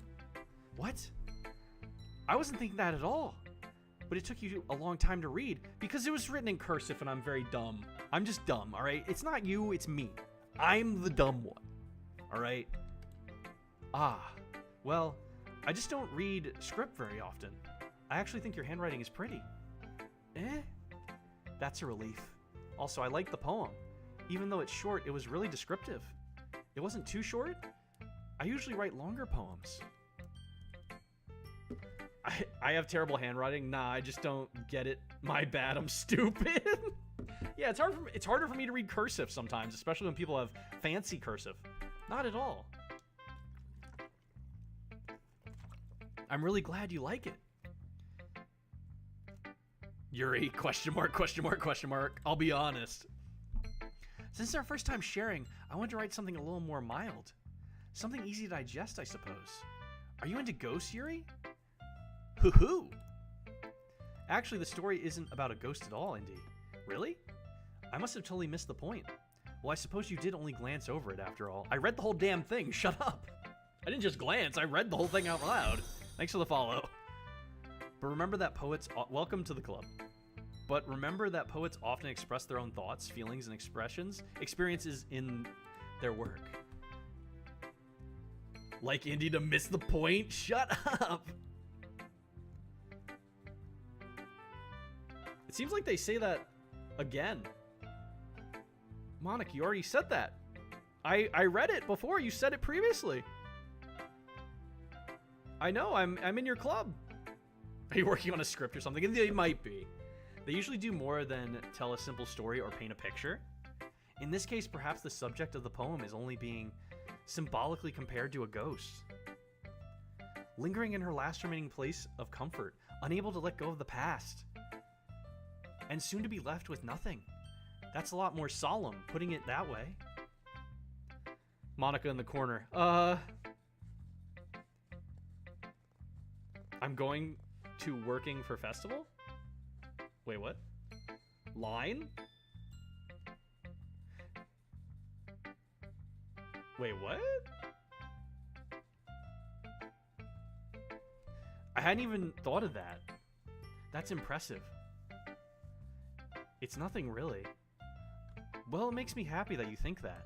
You guys talk to her? Just remember that it won't be long before you pick up on those things too. Yeah, maybe you're right. I guess I'll have to keep trying. I'm counting on you. Was finishing the sentence, line?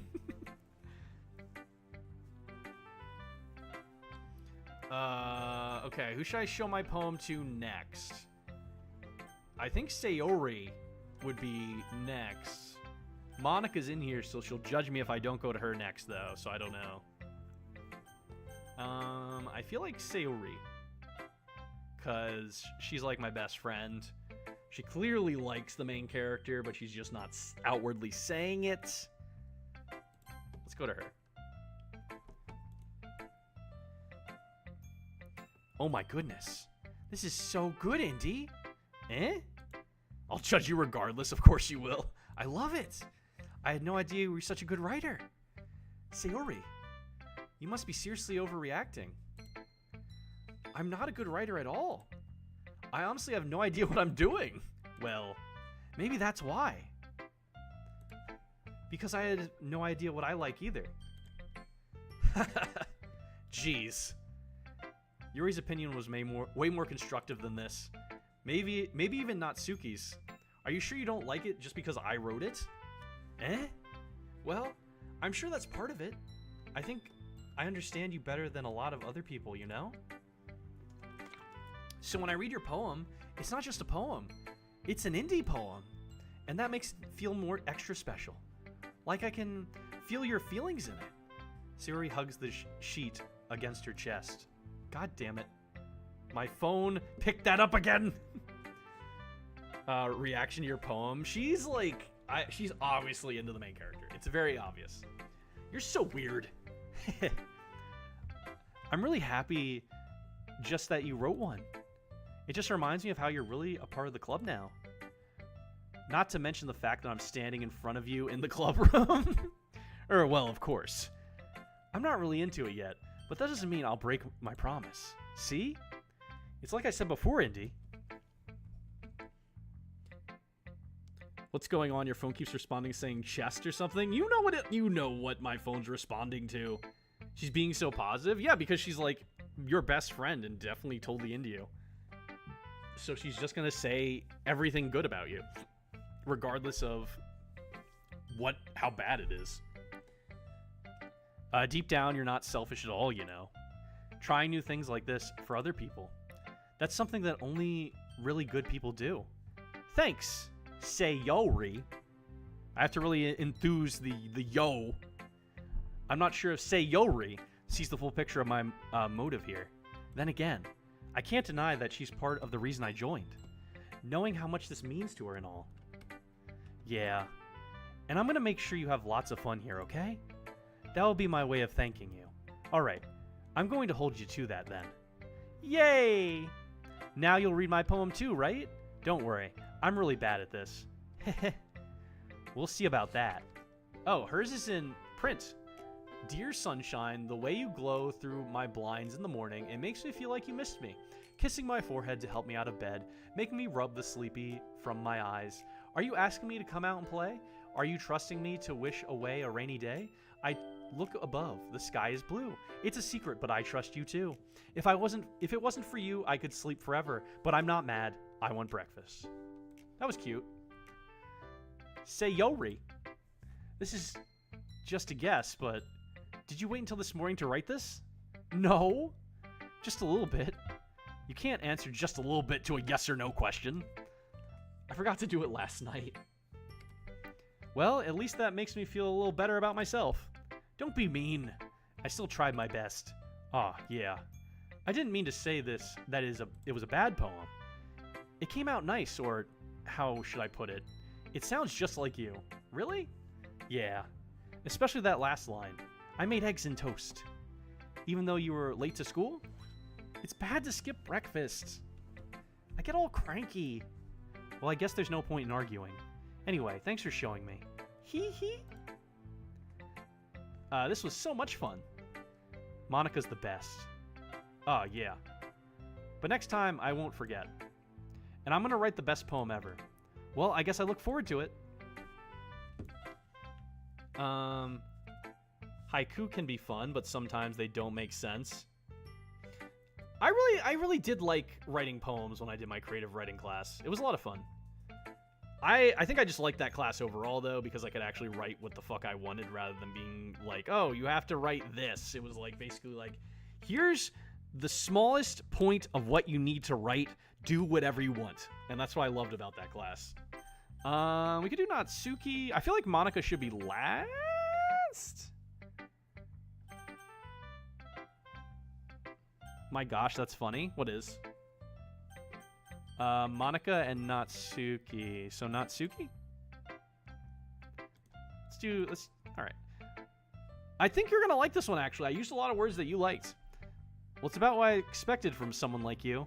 That's a little blunt. Well, excuse me. It's not like I said it was bad. Psst, Indy, what I wrote was a haiku. It just didn't invoke any emotions. So basically, it's not cute enough for your taste. Do you want to get smacked? I'll pass. Sigh. Well, anyway, I guess I need to show you mine. Not that you'll like it. This is a very short. Eagles can fly, monkeys can climb, crickets can leap, horses can race, owls can seek, cheetahs can run, eagles can fly, people can try, but that's about it. Yeah. I told you that you weren't going to like it. I like it. What? Just be honest. You said it. Well, excuse me. Like, hello, nurse. I am. Why are you so convinced that I wouldn't like it? Well, because... Creative writing was great fun. I really liked that class out of all my writing classes because every other writing class I took up until that moment was like, you got to do it this way, exactly like how we have it laid out. And then creative writing was like, here's the basic groundwork of what you need to do. Write whatever the fuck you want. And it was great. Haiku is such a weird thing to call a poem. It really is, but I guess it works. Everyone in high school thinks that writing has to be all sophisticated and stuff. So people don't even take my writing seriously. But isn't the point of poems for people to express themselves? Your writing style wouldn't make your message any less valid. Yes, exactly. I like when it's easy to read, but it hits you hard. Like in this poem. Seeing everyone around you do great things can be really disheartening. So I decided to write about it. Yeah, I understand. But the other nice thing about simple writing is that it puts more weight on the wordplay. Like I set up for a rhyme at the end, but then made it fall flat on purpose. It helps bring out the feeling in the last line. So you did. I guess more went into it than I realized. That's what it means to be a pro. I'm glad you learned something. Didn't expect that from the youngest one here, did you? Yeah, I guess not. I decided to humor her with that last comment. I don't really care how old everyone is, but if Natsuki is feeling proud, then I won't take that away from her. Alright, we just got Monica now.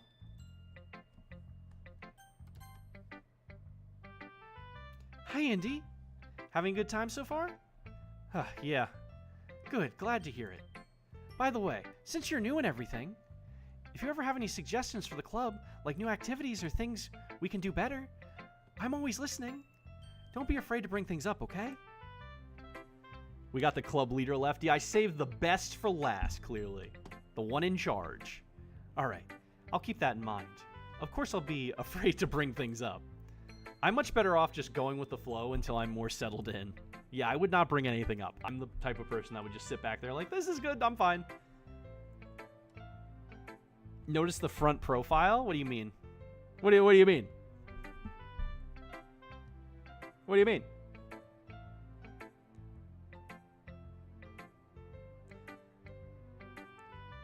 Half-Twit wrote for you in the form of a haiku. It was unnoticed. She told me. I know. Everyone else is inside. Wait, what? Wait, what? What do you mean? Like, there's no one there? Is that what you're saying? Anyway, want to share your poem with me? It's kind of embarrassing, but I guess I have to. Haha. Don't worry, Indy. Everyone has a side portrait, but Monica. Oh. Oh. Okay. But that's sort of barrier that we'll all learn to get past soon. Yeah, that's true. I hand Monica my poem. Mm-hmm. I like this one. It makes me think of something Sayori would like. The structure for haiku is generally better suited to Japanese. The visual style of each character is a significant part of the haiku, which is why English it can happen, but it comes off like it's missing something. It always does. It really does. It feels like it's too short. Like, I learned about haikus, and I think probably like elementary or intermediate, just felt like it was lacking, you know? Every time. Is that so? You and Sayori are really good friends, right? I wouldn't be surprised if you had those sorts of things in common. Oh, well.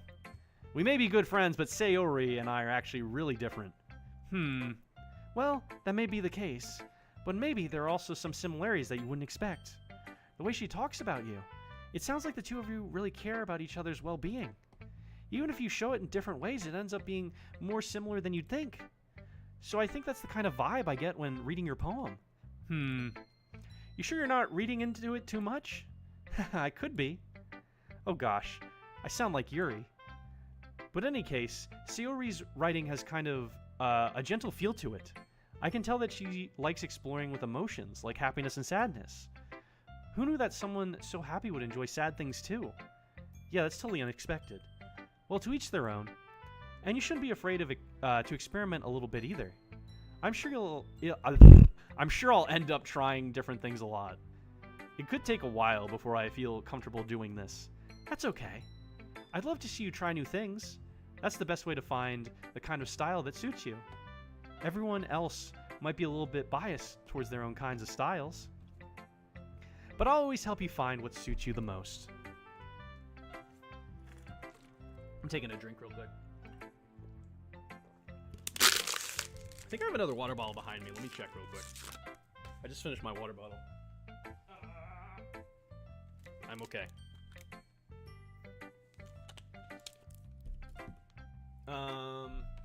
Structure on haiku in English also focuses on the syllable structure too exclusively. There are other parts of a haiku as well, like the whole turn and revelation at a certain point. Much of the kanji, or originally Hanzi in Chinese, can have multiple meanings too. They're more like an idea of something as opposed to a specific word. So there's a lot more room for individual interpretation. Okay. Y'all speaking in tongues? Alright. I'm learning things tonight, alright guys? I'm learning. So don't force yourself to write the way everyone else wants you to write. Thanks, he says. It's not like you have to worry about impressing them or anything. Haha. Haha. Anyway, Do you want to read my poem now? Don't worry, I'm not very good. You sound pretty confident for someone who claims to be not very good. Well, that's because I have to sound confident. That doesn't mean I always feel that way, you know? I see. Well, let's read it then. Hole in the wall. It couldn't have been me. C. The direction the sparkle protrudes. A noisy neighbor? An angry boyfriend? I'll never know. I wasn't home. I peer inside for a clue. No! I can't see. I reel. Blind. Like a film left out in the sun. But it's too late. My retinas! Already scorched with a permanent copy of the meaningless image. It's just a little hole. It wasn't too bright. It was too deep. Oh god, it's long. Stretching forever into everything. A hole of infinite choices. I realize now that I wasn't looking in. I was looking out. And he, on the other side, was looking in. I don't know what that was about, but that was deep. That was good. It's not like you have to worry about impressing them or anything. I like Monica's poem. Yeah, it was a pretty good one. It was good. It was interesting. I need to get back into cultural language studies. Years ago, I studied Japanese, was fluent for a while there. Love language so much and other cultures. The Japanese culture is definitely a very interesting one. I would like to go to Japan one day because they have a lot of interesting things over there that I would like to be able to check out one day. They have a very good retro game market over there, apparently, from what I've seen, and games are cheaper, so I'd like to check that out. And of course the food. You know, they have very good food. So what do you think? It's very freeform, if that's what you call it. Sorry, I'm not really the right person to ask for feedback. Oh, that's okay. Yeah, that kind of style has gotten pretty popular nowadays. That is, a lot of poems have been putting emphasis on the timing between words and lines. When performed out loud, it can be really powerful. What was the What was the inspiration behind this one? Well, I'm not sure if I know how to put it. I guess you could say that I had some kind of epiphany recently. It's been influencing my poems a bit. An epiphany. Yeah, something like that. I'm kind of nervous to talk about deep stuff like that because it's kind of coming on strongly. Maybe after everyone is better friends with each other. Anyway, here's Monica's writing tip of the day. Sometimes when you're writing a poem or story, your brain gets too fixated on a specific point. If you try so hard to make it perfect, then you'll never make any progress. Just force yourself to get something down on the paper and tidy it up later. Another way to think about it is this. If you keep your pen in the same spot for too long, you'll just get a big dark puddle of ink. So just move your hand and go with the flow. That's my advice for today. Thanks for listening. Phew. All right, I should probably save. It's been a bit. I did a lot of things. I dropped something. Hold on. Where'd that go? I dropped my water bottle cap, and I don't know where it went. Okay, well, I guess that's just lost. That's just lost to the void. I'll probably find it later. Wait. Nope, I don't see it. Okay, it's just lost. It's dead to me now. Phew. I guess that's everyone.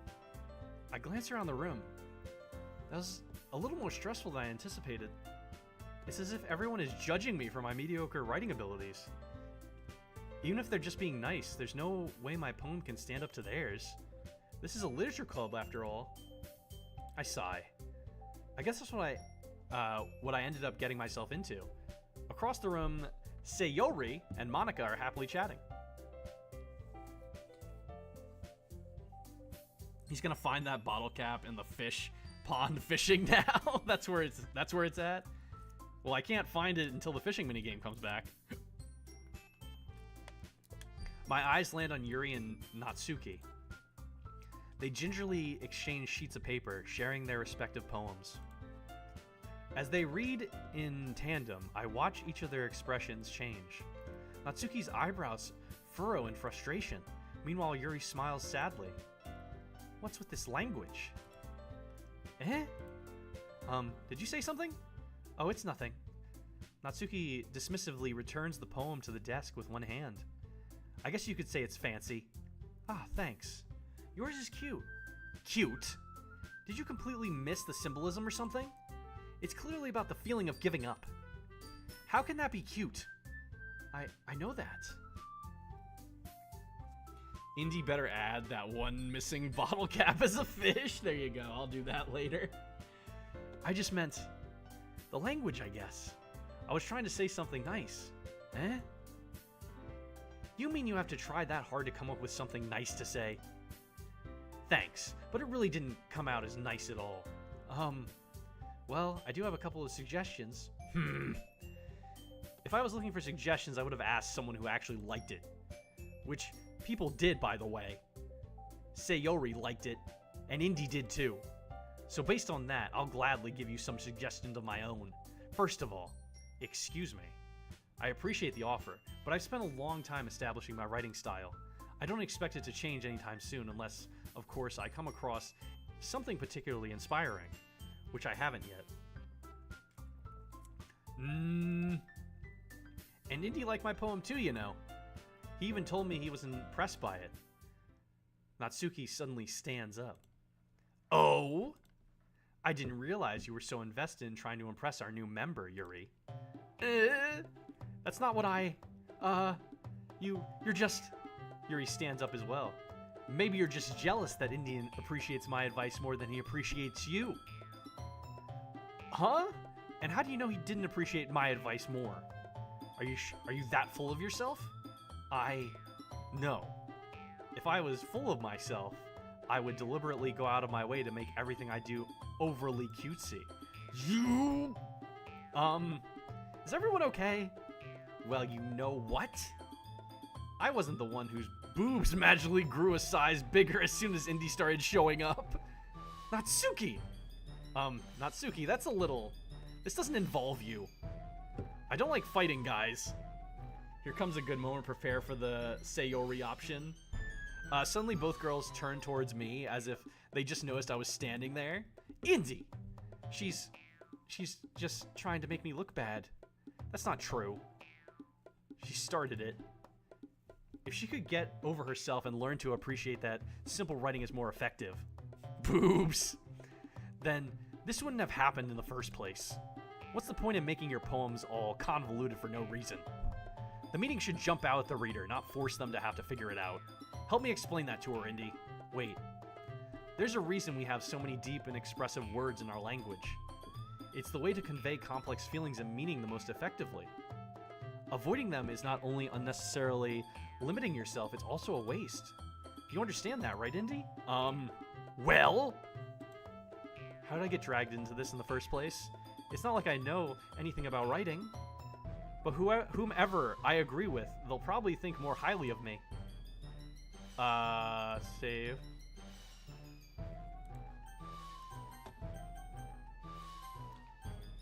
Help Sayori?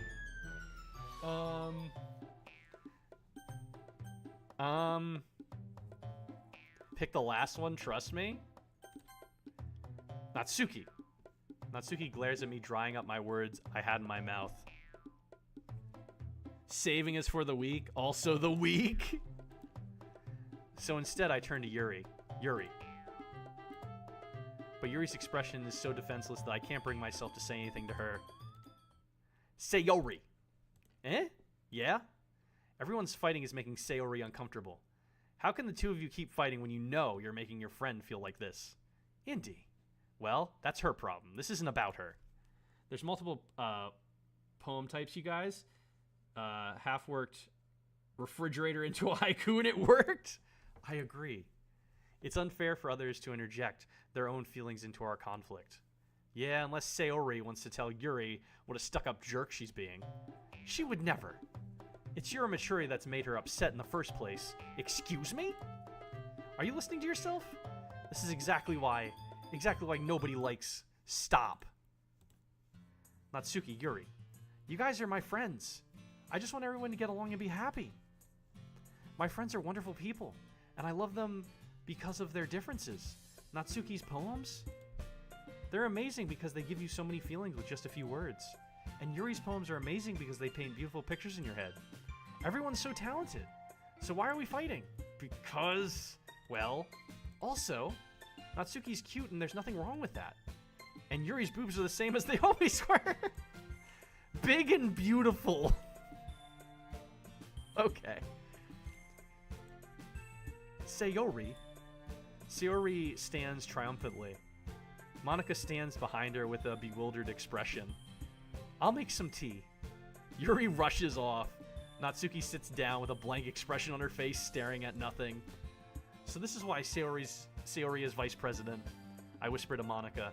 She nods in return. To be honest, I might come off as a good leader and I can organize things, but I'm not very good with people. I couldn't even bring myself to interject. As president, that's kind of embarrassing of me. Nah, it's not like I can blame you. I wasn't able to say anything either. Well, I guess that just means Sayori is amazing in her own ways, isn't she? You could say that. She might be an airhead, but sometimes it's weirdly suspicious that she knows exactly what she's doing. I see.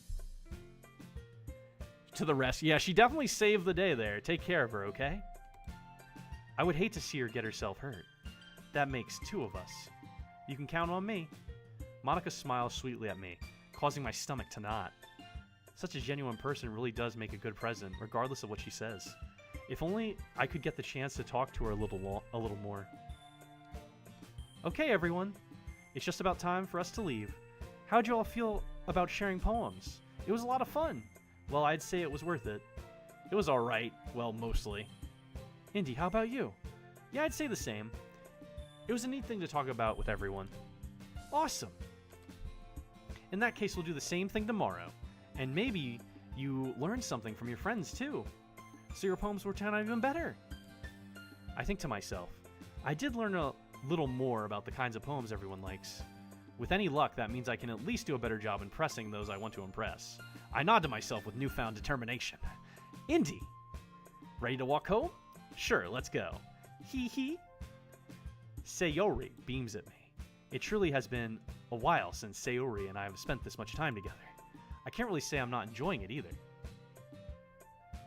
Sayori. About what happened earlier. What do you mean? You know, between Yuri and Natsuki. Does that kind of thing happen often? No. That's really the first time I've seen them fight like that. I promise they're both wonderful people. You don't hate them, do you? No, I don't hate them. I just wanted your opinion, that's all. I can't see why they'd make good friends with you. I can see why they'd make good friends with you. Phew! You know, Indy, it's nice that I get to spend time with you in the club. But I think seeing you get along with everyone is what makes me the happiest. And I think everyone really likes you too. That's... hee hee. Every day is going to be so much fun. Sigh. It looks like Sayori still hasn't caught onto the kind of situation I'm in. Sure, being friends with everyone is nice, but does it really need to stop there?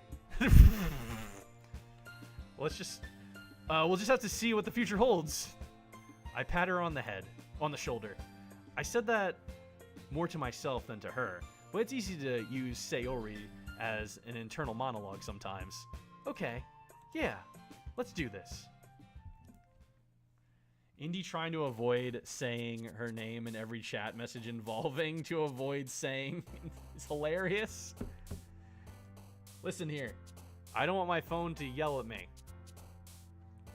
I'm gonna save here. Doki Doki. The fuck is Doki Doki? Like the name of the game, but like what else does that mean? I was so close. I wasn't gonna say that. Oh, I see now. What? I really had no idea what the problem was. Wait, what? What do you mean? No! What are you knowing? What's going on? What? And now I do. Use Apple. Makes sense. It's a problem. Yeah, exactly. Go for the meta? What's the meta? Ah! Stretching. So, Doki Doki a heart, which is beating fast. Is that what that means? So, fast beating heart literature club. She liked that. Captive. So I think you liked that.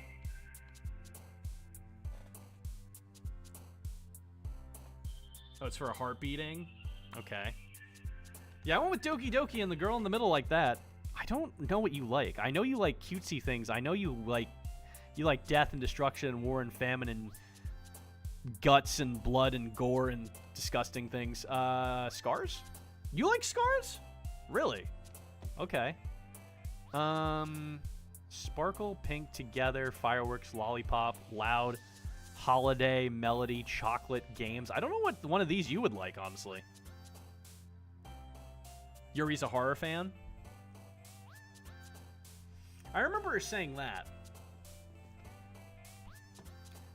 Games together, pink, chocolate, melody. I'm trying to see what she likes, honestly. Out of these things. Sparkle, holiday, melody? No, that's you. Damn it.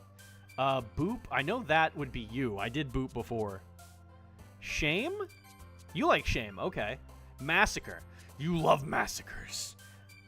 You love seeing guts fly all over the battlefield as the war rages on and people get massacred unnecessarily. Horror. You like horror? Fantasy? Didn't you like fantasy too? You like fantasy too.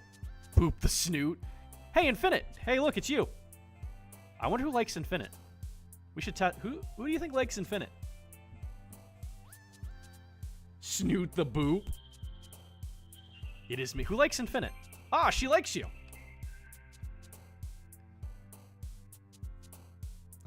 Fluffy, frightening, lazy, sensation, covet. It's all the same words, I think. I think these are the same words, because I did puppy last time and she liked that.